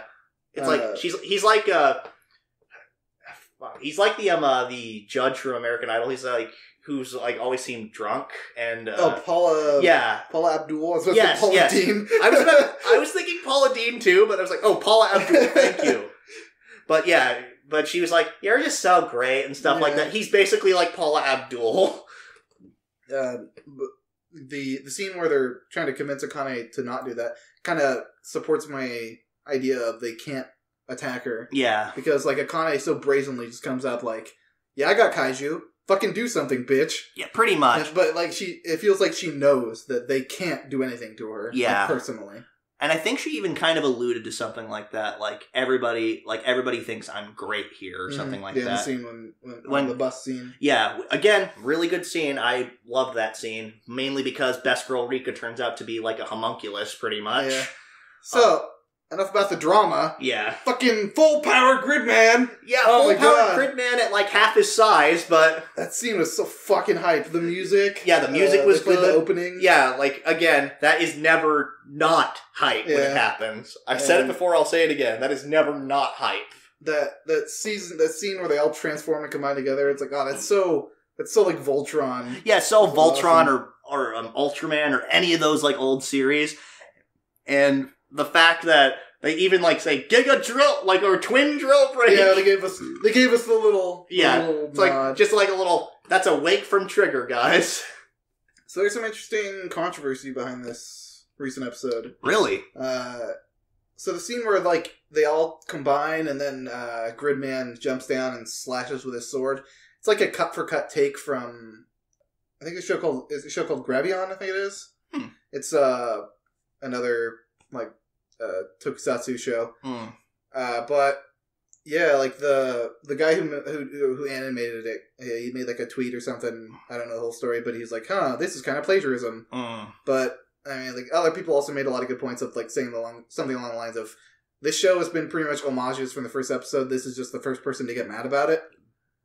Yeah. But like, I understand both parts. Because on one half, it's like, yeah, it's an homage. They're paying respects to all the old, like, super robot stuff. But on the other hand, it was, like, I saw a clip of it side by side, and it was pretty much the same cut that just animated differently. I don't know, like, we've seen, like, how many times in anime have we seen, like, the motorcycle, like, rearing back, like, from Akira? Like, I remember seeing a clip, like, where, like, the motorcycle slides from Akira, if you've ever seen that. Like, they do that clip, like, constantly. The most famous example I can think of is Naruto and Cowboy Bebop. Yeah. was Neji, yeah. The Neji versus Naruto fight. It was like shot for shot, where Spike was beating up. Guy. I forget what it was. But yeah, so like it's not illegal per se because if it's like you can't copyright a shot. Yeah, but it's very, very frowned upon. I mean, either way, I think it's an homage. Yeah, I don't think they meant any disrespect by it. I don't think so anyway. I mean, the old saying is imitation is the sincerest form of flattery, but I mean, I don't know. It's not like they were completely ripping everything from him. That's like you can only come up with so many different ideas, and like there are only 7 original literary ideas. Everything else is just a replication and imitation of those ideas. So I don't know. Yeah, but that aside, it was a fucking awesome scene. What do you got? Yeah, what do you guys think? Like, do you think it's plagiarism, or do you comment, and subscribe if you like plagiarism? No, not if you like plagiarism. Jesus. Oh my god. Yeah, but then Kane basically she says something to the effect of, "At this rate, my city will," and then pause. Which I'm led to believe that her godlike power is going to disappear, or something bad is going to happen. Like you said, that bring up a good point. The aliens might be here. I really, it's slowly slipping into Darling in the Franxx territory. Yeah, but here it feels a little bit more earned. Yeah, but we still have time left. Yeah, I mean, see if fucking Trigger can resist going to space. Yeah, let's hope Trigger doesn't go to space. It would be cool if the aliens just decided to invade and we beat them on our own home turf. That'd be cool. It feels like Akane is, in her own twisted way, doing this to save everybody. Yeah. And she's worried that, if she doesn't perform well enough for these aliens, then the aliens are just going to wipe everything out. Like, what if they fucking just make it so, what were the bad guys in Darling in the Franxx called? The Virm? Virm? Yeah. It's like it's them. It's just them, and they're like, we've come here from this faraway world to try and see if this planet does any better. Yeah, that'd be dumb. Yeah. I want to say that it was actually a really funny joke, I thought, throughout this entire episode, where it's like, oh god, I can't believe our class is doing that. Like, the whole time I thought it was going to be like a maid cafe or something, and I was partly right. Yeah, you're kind of right. But it's actually a pretty satisfying punchline. It's like, because you see like Rika in like a Satsuki Kiruin outfit. It's like an admiral. Yeah. Thing. Again, basically Satsuki from Kill la Kill. And then you see Yuta in a schoolgirl outfit, and then Utsumi in a maid outfit. Yeah. It's a reverse gender cafe. Yuta and Sho make cute little girls. Oh man, this episode, Gridman just continues to be an enjoyable series. So, I mean, we have a couple episodes left before, for Trigger to possibly screw it up. I don't think they will, though. But after Darling in the Franxx, I'm a little bit apprehensive. So what's next? Next up is Sword Art Alicization, a.k.a. Kirito can do nothing wrong. Gotta get that flower scene out of the way. Oh my god. Yeah, that flower scene felt really, it was the reasoning behind it was good. They wanted to explain more about the sacred arts and everything. Yeah. Just the way they did it was awkward and kind of ham-fisted. Yeah, and again, I could see, it's like, oh, are the generic ass bullies going to pluck his flower garden? Yeah, exactly. It's like, oh, whoever could have seen that coming? Like, again, and then they tried to like ham-fistedly like say, it's like, I started to identify with these flowers, like things that are blooming in unfamiliar soil, stuff like that. Again, that's actually a clever idea, but it's really not executed well. You didn't really get a chance to like, I mean, had they actually, like, dedicated time to, like, developing his relationship, not just with his mentor, but the fact that he's actually growing these flowers. Like, even just have, like, 5 seconds in an episode instead of a time skip. Just have him watering the flowers for every few episodes or something. Yeah, just, like, a little bit of something. Other than that, it's just, like, okay, he sat over flowers. Like, I can get it, but I don't really... But as an outsider observer, I'm not invested in it because... Are you sure you didn't feel sad when the sad music started playing? Yeah, when the sad music started playing and the voice of God said, you can save your little... And you can save like, the flowers in this garden want to save their tiny friends. It just...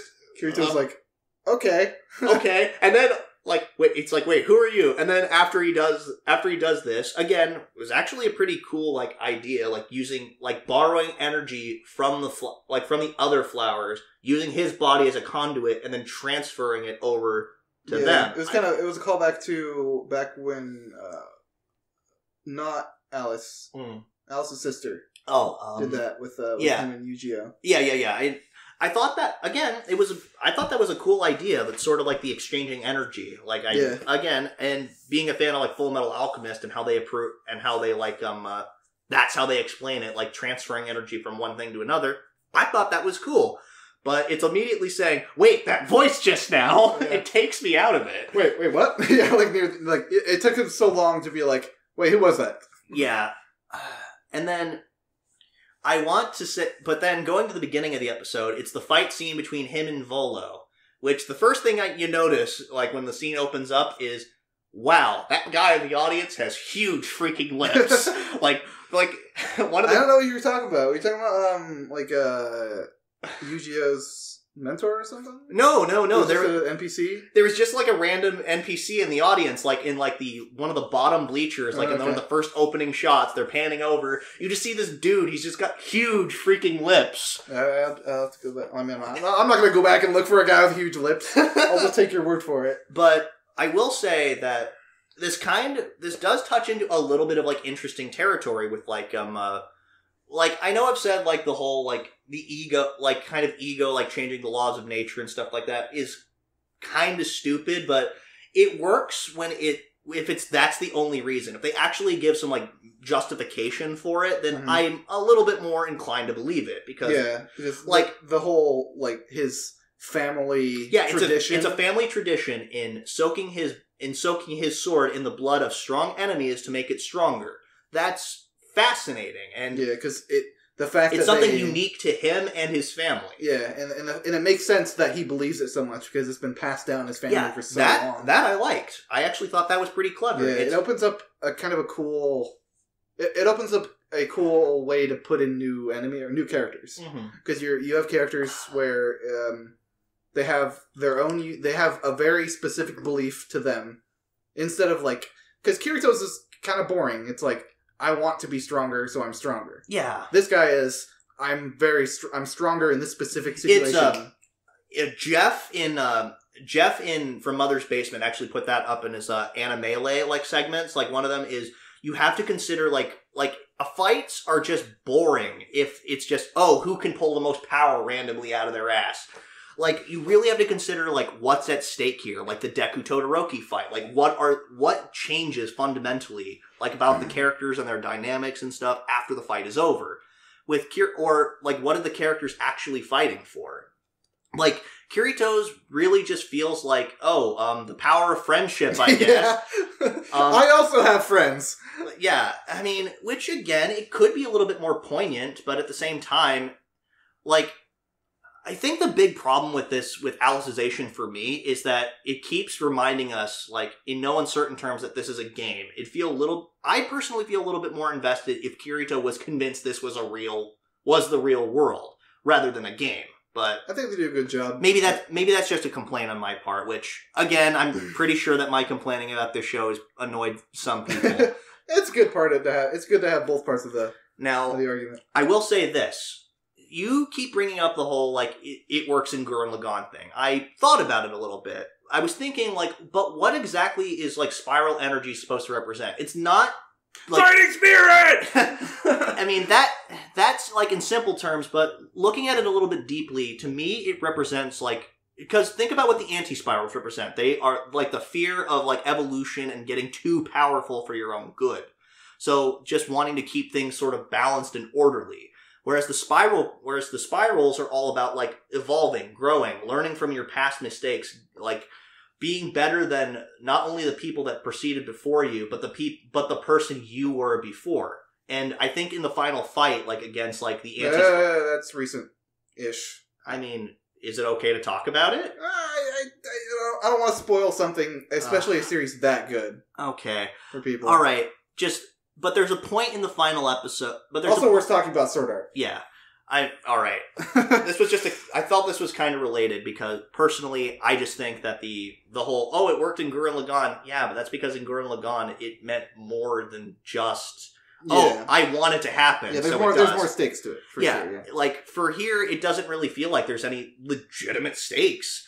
And then also with Lena Senpai, it would have been a lot more poignant, like, if she had said something more to the effect of, alright, this is stupid. And I know you know this is stupid, but if you insist on doing this, here's some advice. Like, actually explaining it to him, because she is convinced that it's a fruitless attempt, and because she's like the second seat, and in the years that she's been there, hasn't been able to beat him once. So she's probably convinced herself that it's a bit hopeless. But which that's probably kind of plays into the imagination power thing. Yeah. Because if she really, really thinks that she can't win, then she's not going to win in this world. Yeah, which I think that, again, it would have been more poignant, like, if she expressed some, like, genuine concern and said, but, alright, you should recognize this is stupid. This is stupid, but here's the thing. If you're going to do this, here's some advice. I would have accepted that a lot more rather than what they gave us.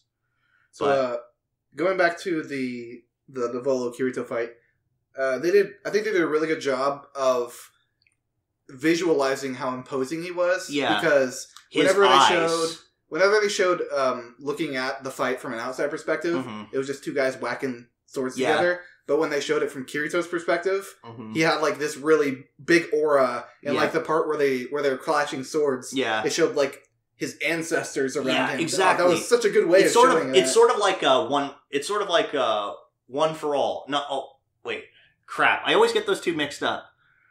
Or All for One. No, it's One for All. Yeah, One for All. Yeah. It is One for All. Okay, I had it right the first time. It's just there's so much pressure on Volo. To perform well from all of his ancestors, and that's pressure is all being directed at. Yeah, I think that was really cool, and it would have been a lot better than a whole, you accidentally got mud on my shirt, which again that was probably more of a pretense. Yeah, I think it was an excuse. For Volo to fight him, because like later it showed that Volo's not like a bad guy. No, it really isn't. He's just kind of a little. He likes fighting. Yeah. I want to point out this fight was 2 minutes, but it was mostly of them standing around with not a whole lot of fighting actually happening. There was some struggling, and like the points where you said like his ancestors standing behind him. That was all pretty cool, like visual imagery and stuff like that. For the most part, there wasn't like a lot of actual fight choreography. Yeah, it's pretty short. Yeah. And then, of course, like I said, the power of friendship is basically what allows Kirito to win. I like how they drew attention to the fact that his sword was made from the Giga Cedar. That I actually thought was pretty cool. Yeah, all the energy it had absorbed. Yeah, that would have been. I think that was like a combination of his power of friendship plus the sword. Yeah, because they're like, okay, so the Giga Cedar was a tree that sucked in all the life. And then like it got bigger and stronger because it started sucking in energy. Like basically, it was a spirit bomb. Yeah, it's a spirit bomb sword. I think that one of the most annoying parts, though, is just again to kind of hammer in like how the generic bullies, Rios and Humbert. I actually bothered to remember their names. I didn't. Like I want to point out that they look so like down on pages. Even though they're wearing the exact same colored uniform, so aren't they that technically the same rank at the school as everyone else? But I don't know. They're pages, nobles, but they're probably like a year senior or something like that. I don't know though. We don't know because this has done a really poor job of explaining what this world is like. Yeah. Like we don't know how any of this stuff works. But then after Kirito draws, he wins. He technically wins because he actually managed to get a fucking scratch on his sword. I feel like that's probably a point. The only reason why the fight stopped was because somebody interrupted it. And then Lena says, let's have a light celebration in my room. Oh, I was a little worried about that for a second. Because I was like, yeah, let's have a celebration in my room. And I was like, here we go. And he's like, and also let's invite the other guys. Yeah. Which I really want to point out that I was worried that she was just going to become another bitch to save. But she fucking, she Kohai zoned him pretty hard. Yeah. I actually liked that, a little bit of the dialogue that we did have, because, like, because Kirito was able to actually do something she thought impossible, and because of their similarities in, like, sword fighting style, it actually kind of changed her frame of thinking. Maybe thinking, maybe I can do this after all. I thought it wouldn't have been that bad of an idea had we been able to focus a little bit more time on these characters and their relationship beforehand. But it feels like they're playing catch up. Yeah. If they didn't do all the time skip, they wouldn't have had to play catch up. And the last bit of this episode, I actually thought was kind of interesting because we have another quick fight scene, about 1 minute and 15 seconds, but it's actually pretty well done because that fight has so much weight to it. It did, and it was mainly told through visual storytelling because when she the moment when she sees Volo raise a sword in his typical overpowered strike, she hesitates for a second, she's thinking, oh wait, it's that strike, there's no way. But then she steals her resolve and then gets into stance herself and then actually manages to beat him. And it was okay, that's actually really cool. That was actually nice visual storytelling. I was hoping she'd pull out the whip again, when she was fighting against Kirito in the training thing. Because when she was training against Kirito, I was like, oh hey, that fighting style reminds me of Castlevania kind of, where they have a bunch of different weapons. Yeah, I thought that was interesting. I will say that it was a little bit awkward though that usually in a fight scene you want to focus on the fight. That's usually what you want to do rather than continuously cutting back to the audience or showing the fight go the two fighting people go in front of a judge or something. That's not interesting. When I want to see a fight scene, I want to see the combatants fighting. Or, well, I mean, you can do the other way, but there has to be a lot more, emotional... Yeah, but it was just sort of reaction shots, and that didn't really carry as much weight. It would have been a little bit more weighty, I think, had we actually seen, especially for such a short fight. Again, it was a little over a minute. For the weight, I meant, it had a lot of physical weight behind it. Yeah. When they ran at each other, and they, smashed their swords together, and then they do, this... samurai cut through each other and make a big air blast. Yeah. That's what I meant by weight. I was talking dramatic stakes as well. Cause there's a little bit of that. Yeah, which I liked. They again, as I said, they actually did some pretty good. They actually did some pretty good visual storytelling here. And again, I may be harsh on the show from time to time, but I give credit where credit's due, and I liked it. The time skip wasn't nearly as bad this time. It was it was a month. It was half a month. Yeah, ish. I mean, I was expecting you to be 2 years later. Yeah, which that would have been really stupid. I want to point out that this whole time, we saw Kirito hanging out with his mentor, which, very little, but we saw that. We never saw Yu-Gi-Oh hanging out with his. I would have liked that more. Yeah, I would have liked that too. We also didn't see how they chose their pages, which, by the way, can I point out, their pages are both two cute girls. Of course. Of course. Yeah. I was seeing a lot of comments about this episode. They're like, oh, hooray! My favorite girl showed up. And I was like, alright. You're the people this show is for. Yeah. I mean, just, alright then. Okay. More girls. Again, did they choose their pages? Were they assigned to them? You'd think they were chosen, but why? It just, again, we don't know any of this. We might get more information. Hopefully. I'm assuming we probably will about that in the next episode. Also, I want to point out that that they were said that we were assigned to be fifth and sixth seats of the elite disciples. I have this to say. Oh gee, I wonder who fifth seat was, and I wonder who sixth seat was. Yeah. Gee, I wonder who. One of these things is better than the other. Also, I will say this. I do kind of like the idea of Kirito and Yu-Gi-Oh trying to cut their way to the top. Maybe I think that's what the next few episodes are going to be with, and maybe training their apprentices some, but still. Yeah, like how they said, you haven't forgot while we're here. I was thinking I have. Yeah, I did. I actually forgot. I just think it's kind of hilarious that on top of just the fact that Kirito not only had a female mentor, but also a female trainee. Of course, because it's Kirito. Gotta build that harem, yo. Yeah, we need more harem bait. But anyway, enough harem bait. What's next? Next up is Thunderbolt Fantasy Season 2. Alright. I liked how at the beginning, like, we just see, like, the depths of, like, how scary the 7 blasphemous deaths is. Like, because we saw that last episode. That fight was gruesome. Yeah. Like, for puppets, it was gruesome. But just, like, what it's capable of doing, it's basically, the way it describes it is it's capable of, like, bringing out, like, people's greatest potential, because they want that sword so badly, it just will make them fight tooth and nail for it. Which is why the hunting fox was so much stronger. Yeah, it's like pretty much removing all your limiters or whatever. Exactly. And then 7 Blasphemous Deaths gets him a cut on Shang, just like a small cut on his leg.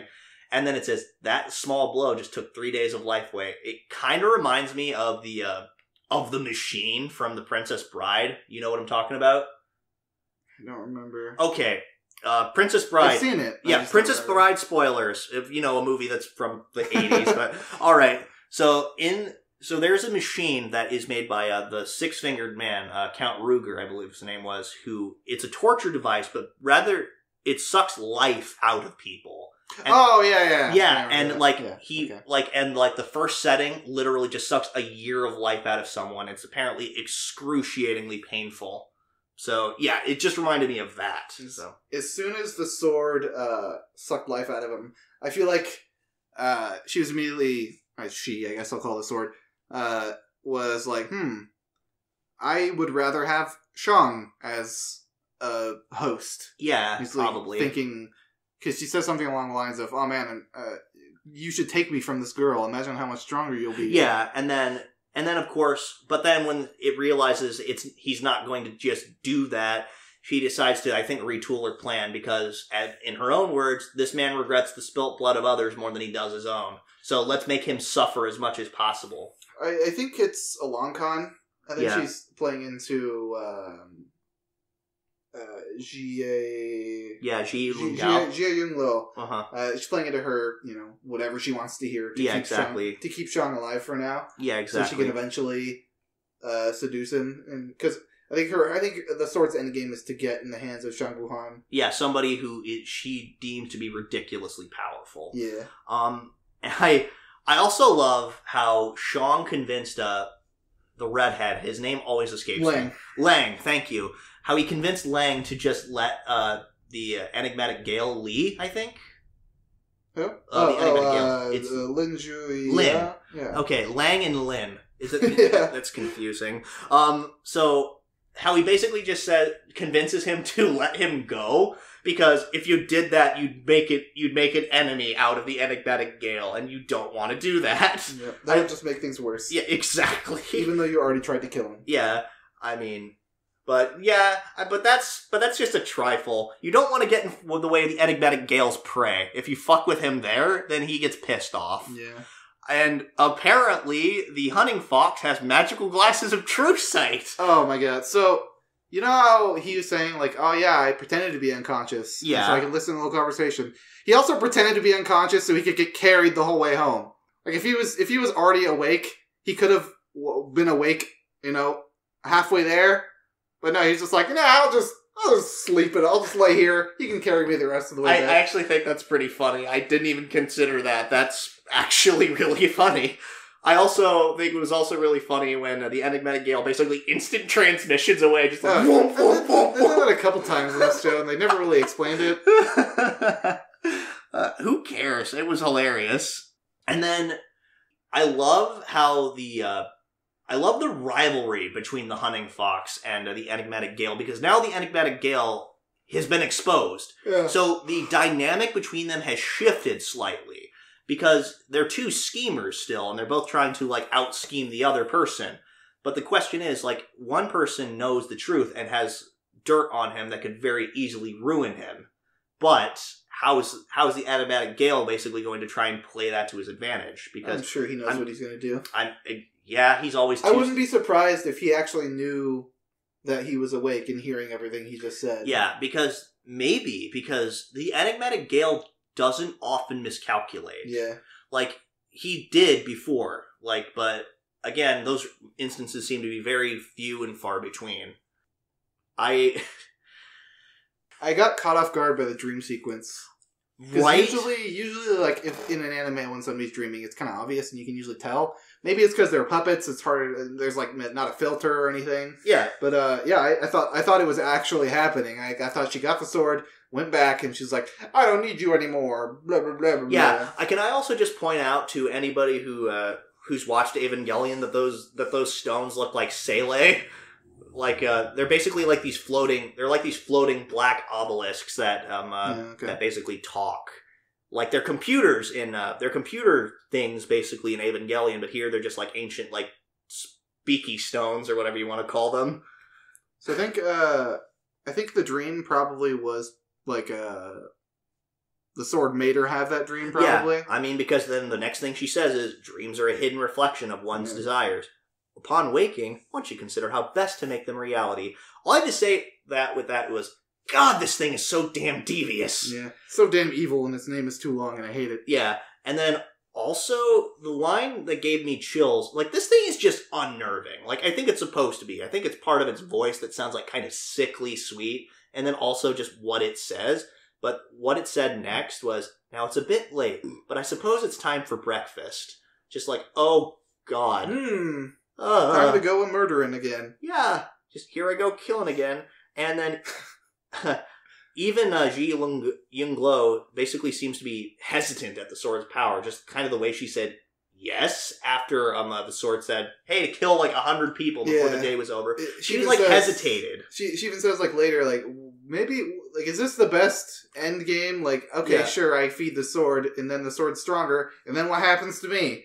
Like, where am I in this big picture? Yeah, it's complicated, and I think the tragic thing about G is she knows that she's being used. Like, she knows that. She knows what the sword is capable of and what it's doing, but she just can't stop herself at this point. And I think that's what's tragic. What's also tragic is seeing the monk's philosophy just kind of playing out. Like, that whole bit, we've said it before, we'll say it again, character interactions in the show and the conversations and, like, the philosophy behind them, really fascinating. Yeah. You're getting to see more of what Lang warned Shang about. Yeah. Like, he warned him that this guy is going to become something dangerous. Yeah. Where, like, I still don't agree that it was it was fair to attack him before, but, you know, it's coming, what he's saying is coming true, kind of. Yeah. Because he's just ultimately questioning why save somebody if ultimately they're just going to die later by somebody else I'd saved. Yeah. Because that's what happened. They were it was the old couple he saved before who had been poisoned, and then she was killed by the same person who poisoned him in the first place. Because it was her poisonous insects, which just kind of further cements the futility of the whole thing. Like, why did I even do any of that? Yeah, just the whole thing was just completely pointless because she just ended up killing him anyway, which is exactly what would have happened if I hadn't interfered. So, yeah, it's kind of unnerving, like, just how pointless he is starting to see everything. Yeah, he's definitely one of my favorite characters. Yeah, it's hard to pick one in this show. There's so many good ones. He's fascinating, but he's also really unnerving. I mean, because like, his philosophy and stuff kind of makes sense, and that's, I think, what's scary about it, though. Like, I think it kind of reminds me a little bit of Deltarune, like the Jebel. Like, he started saying stuff that didn't make sense, but also didn't not make sense. Yeah, that's a good way to put it. Yeah. It's like... You can't say he's wrong. Like, but you don't want to believe it's true, either, which is unfortunate. And then but the coolest part of this is we get a fight between Long and the Seven Blasphemous Deaths. Yeah, He's funny basically... how you say it's a fight between him and the sword, because at this point... It's pretty much what it is. Yeah. And he's basically Daredevil or Toph because he's fighting the damn thing with his eyes closed and using, like, sound vibrations to detect things. Oh, that was so cool how they did that, like, visually. Yeah, like, they kind of, like, blacked out everything, but then they, like, made him, like, bright orange, and then everything else around him, like, sort of purple. Yeah, that was cool, like, the sort of negative filter they used. I was half expecting him to break out into song again. Yeah, because that was hilarious the first time. Although, it said he started, like... It was so stylish how he was just, like, suddenly started, like, strummed his pipa. Yeah, pipa. It's a pipa. He started, like, reading off poetry. Oh yeah, that poem. That poem was really good. And then he like just starts beating her up. It just shows that like if Shang, well, first of all, Shang doesn't go all out. Yeah, like, he just doesn't do that. Mm-hmm. Second of all, Shang has to see with his eyes. Mm-hmm. Lang doesn't care if she lives or dies. I'm fairly sure, actually, he'd rather prefer if she dies. Yeah. And also, he doesn't need to see, so he can easily beat her. Yeah, exactly. I actually wrote like the couple lines of poetry that he said because I just thought they were really cool. My veins are strings, my pulse is percussion, my breath is air flowing through a woodwind, and there's no place for distortion of evil in the music of my life. Can I just say, and I wrote in parentheses for that note, bards can be such badasses. Yeah. Like, because that's what he is. He's a bard. Yeah, pretty much. He's a 5th edition bard, because... A good one. Yeah, 5th edition bard. But, again, that final fight, but then out of nowhere, of course when things are going well, immediately things start going terribly. Because the enigmatic Gale and the hunting fox... The bad dudes have showed up. Yep, they just start fucking everything up again. Ugh. And I think the next episode is just going to pick up there. I think Shang is going to show up and hopefully save the day. I don't know, though. You gotta see that Lin Juya is... He's working with the hunting fox. Like, it's probably just all part of the plan. And I want to point out that the hunting fox is like one of the... I thought that the enigmatic Gale was kind of an asshole. He was an asshole with good intentions, but he was still an asshole. Mm-hmm. But hunting fox is just a downright asshole. Yeah, he's a terrible human being. Yeah, he just plans on letting the 7 blasphemous deaths run free because it would be the perfect counter to Shang Buhuan. And if the two of them fought, only one of them for sure would be the victor. But the person would be worse for wear. So he'd just pick off the last of them. It's just like, okay, that is such a dirty trick. I mean, it's effective, but good God, that's horrible. But still. Now, our last show. Yeah. Zombieland Saga. Oh, I did not expect to have this many feels in a show this goofy. I didn't either. This episode actually, I'll admit, it at some parts it actually got me a little choked up. Yeah, like it was really goofy, so I didn't expect it to, like, I thought I was just going to be laughing through the sad bits. Yeah. But it actually made me... nailed it. Yeah, it actually made me feel bad because this was a Lily-centric episode. Mm-hmm. So we get to find out about Lily. Let's address the elephant in the room. Yeah. So Lily turns out to have been originally born Masao, which... Yeah. So they were at least... So either they were a boy who liked to dress up as a girl, or was biologically a guy, but identifies as a girl and likes to be a girl more. It's probably the second one. Yeah, it was born a guy that he just liked being a cute girl, so he dressed up like that. Yeah, exactly. And identified, and because I didn't believe you the first time. Yeah, you looked at me and you thought I was fucking crazy. So I was like, that's no way. It's probably just a girl that happened to grow facial hair. And I thought that at first too, but then I was thinking, after some conversations, and then looking at it, I was like, oh yeah, just some of the little hints. Now, the way that the show handled it, actually pretty endearing, because the rest of the group, Satsuki kind of Saki. Oh, Saki, thank you. Satsuki. Anyway, so Saki kind of excluded. She found humor in it at first, but ultimately she was accepted. Yeah, she just teased her about it. Yeah. Which is, I think, the better way to go about it. Yeah. Because, I feel like it's better to tease them about it than to be like, oh, it's okay, I'm not here for you. By teasing about it, you kind of just... I don't know, in this situation, it kind of just diffuses the situation. Yeah. It turns it into something that's not a big deal. Yeah, exactly. And I think that's ultimately what Saki was trying to do, because at the end of the day, even Lily said, "I'm Lily, that's who I'll always be." And even Saki says later, it doesn't matter what kind of junk she has, she's one of us. Yeah. Which also, I want to point out they asked Kotaro about it. He's like, "Hell yeah, I knew." Yeah, of course I knew. And then I think it was hilarious how when when it's just like, oh, is Masao Go not allowed to be in your little girly idol group? The rest of you are Masao and I'm Lily. And I'm like, the fuck does that mean? Who knows? Like, what does Kotaro mean half the time he says shit? I love how he comes up with a different bit every morning. Yeah, just it's like, yeah, and he's not even blowing into a conch shell. He's just imitating a blowing sound. He's playing it like a fucking kazoo. Just going. It's so freaking hilarious. Oh my god! One of the first things I wrote is, "Good lord, that is one big man." Oh yeah. Or as Saki refers to him, the yak. I don't know what that means. I know Yakuza.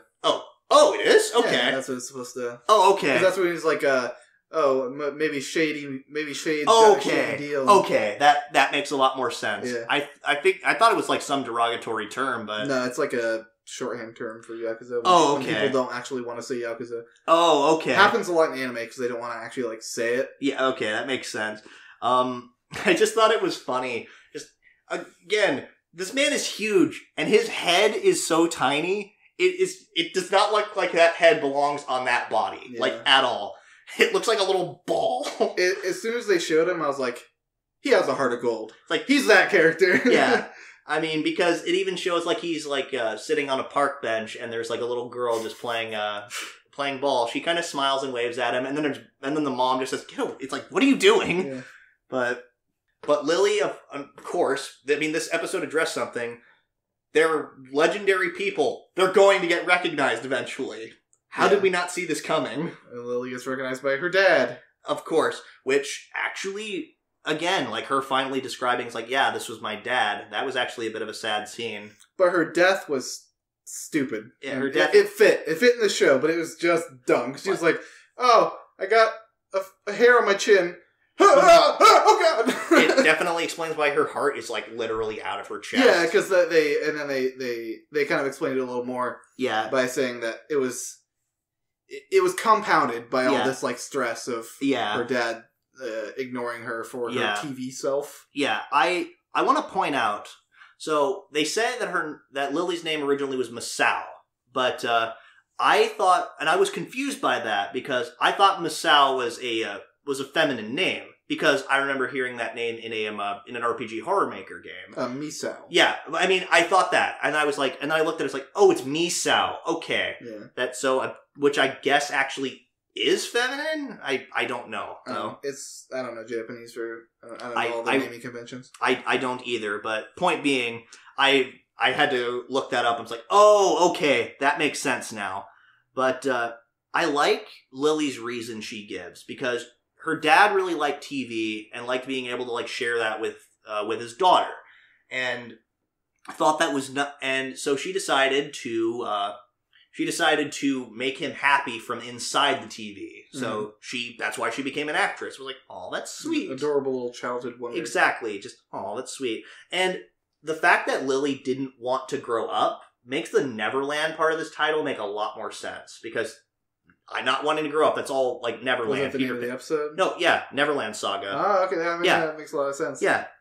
So because she didn't want to grow up because she's biologically a guy, which makes sense. Because if she grew up, she's like, I don't want to grow up look like you. Yeah.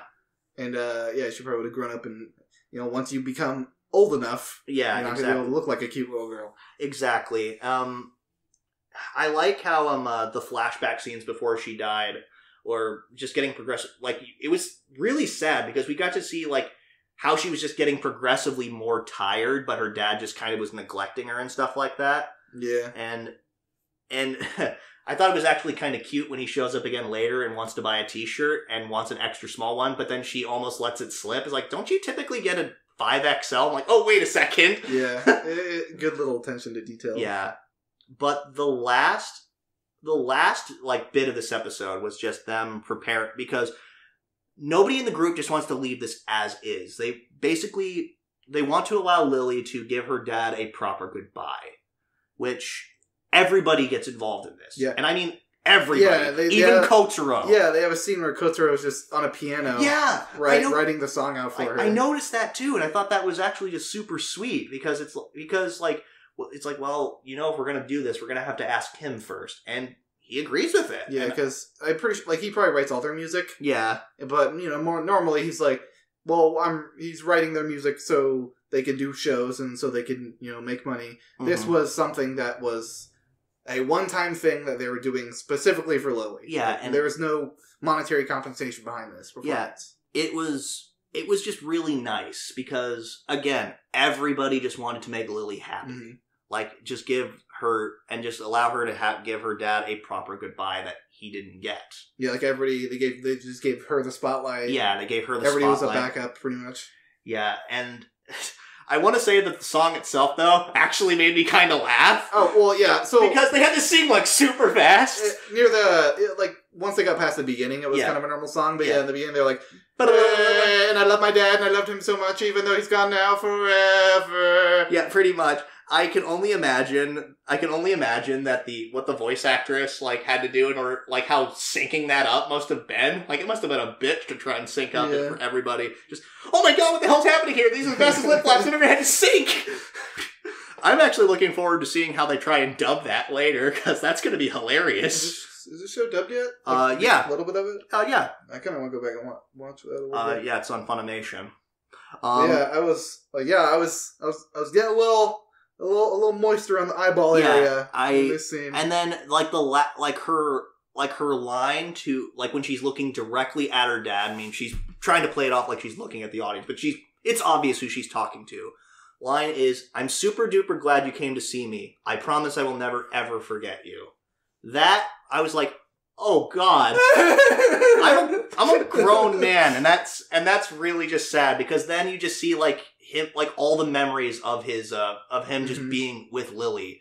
And also, I want to point out, like, again, like, another super feelsy thing is, like, throughout this episode, like, the whole thing was, oh, he hates TV. That's why he never eats when he's here, because at lunchtime, TV goes on, and he leaves because he hates TV. But he loved TV. But the reason why he started to hate it was because after Lily died, he would just be watching it alone, and then he'd hear her voice, but she wasn't there. Yeah. And it just made him, like, fucking break down and just, like, destroy the TV by throwing it into the wall. I mean, it's goofy because, like, you see it, like all plastered up and stuff where he threw it, but it's still really sad. Yeah. This episode showed, once again, the show can do drama really well. Surprisingly, it's such a goofy concept. Yeah, on episode like 3 and 4, I had no idea that I'd be going to an episode with this many feels. This episode was just so good. Yeah. But the next episode is seeming to be a Saki-centric episode with, I swear to God, the longest title I think I've ever seen an anime episode. Oh, yeah. It is, "Though my life may have ended once by some twist of fate, I have risen, and if song and dance are to be my fate, then carrying the memories of my comrades in my heart as I sally forth shall be my saga." That's very sucky. It's a very sucky title. Because I think the thing about it is that Saki doesn't know really how to articulate her feelings well, so she just says a bunch of things. You know what she does know how to do? What? A fucking sweet-ass rolling sobot. Because, like, when Lily's dad goes to hug her, she just, like, fucking jumps and spin kicks him in the head. Yeah, and the guy's like, there's a guy in the crowd's like, I think that was a rolling sobot. Yeah, and then there was another person who, like, they're fans from their death metal show. One of them said, "That's why I love number 2," because he was thinking, pretty much what's going in his head, I imagine, is, I'd love to get my face kicked by her. I wish that was me. Another cool little detail they had for their little idol show where the dad showed up is they're like, come here, or Kotaro's like, oh, come over here, get signatures from all the ladies. Except for number 4, we have these signed glamour shots. Yeah, and he's just like, remember, no touching the ladies. And then when the camera pans over, you see all the girls kind of doing signings, but you see Junko. She's like behind the stage, kind of peeking out. I didn't notice that. Yeah. That's so cool. It's a cool little detail how it shows how Kotaro is kind of... Yeah, he's learning to sort of compromise with that, and he doesn't see them completely as his tools. Yeah, well, as much as he seems like an asshole all the time, he's a good producer, surprisingly. Still cares for his tools. It's weird. It's a weird relationship. Even if he probably ran over Sakura. Yeah, almost definitely. I'm convinced. I'm looking forward to seeing Saki's backstory and what happened, because it seems like that's what's going to happen for these next few episodes. I imagine that Tai is not going to get an episode. She's probably not even going to gain her memories back. I think she's going to have a hero moment later on. You think so? Yeah.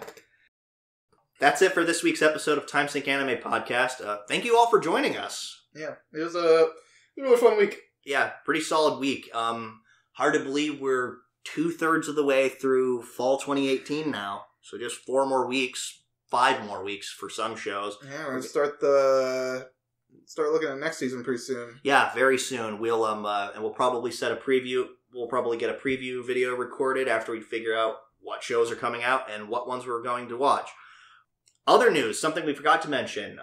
Series The Jaeger is finally coming to Netflix here in America in December 15th. I want to say is when that. So we're probably going to binge watch that and maybe do a review of that because I probably plan on doing that. Yeah, expect that. Expect that. I wanted to see that show so badly when it was announced, but I got gypped from it. So anyway, that's all for this week. I'm JT. I'm also JT. And until next time, take care of yourselves, everybody.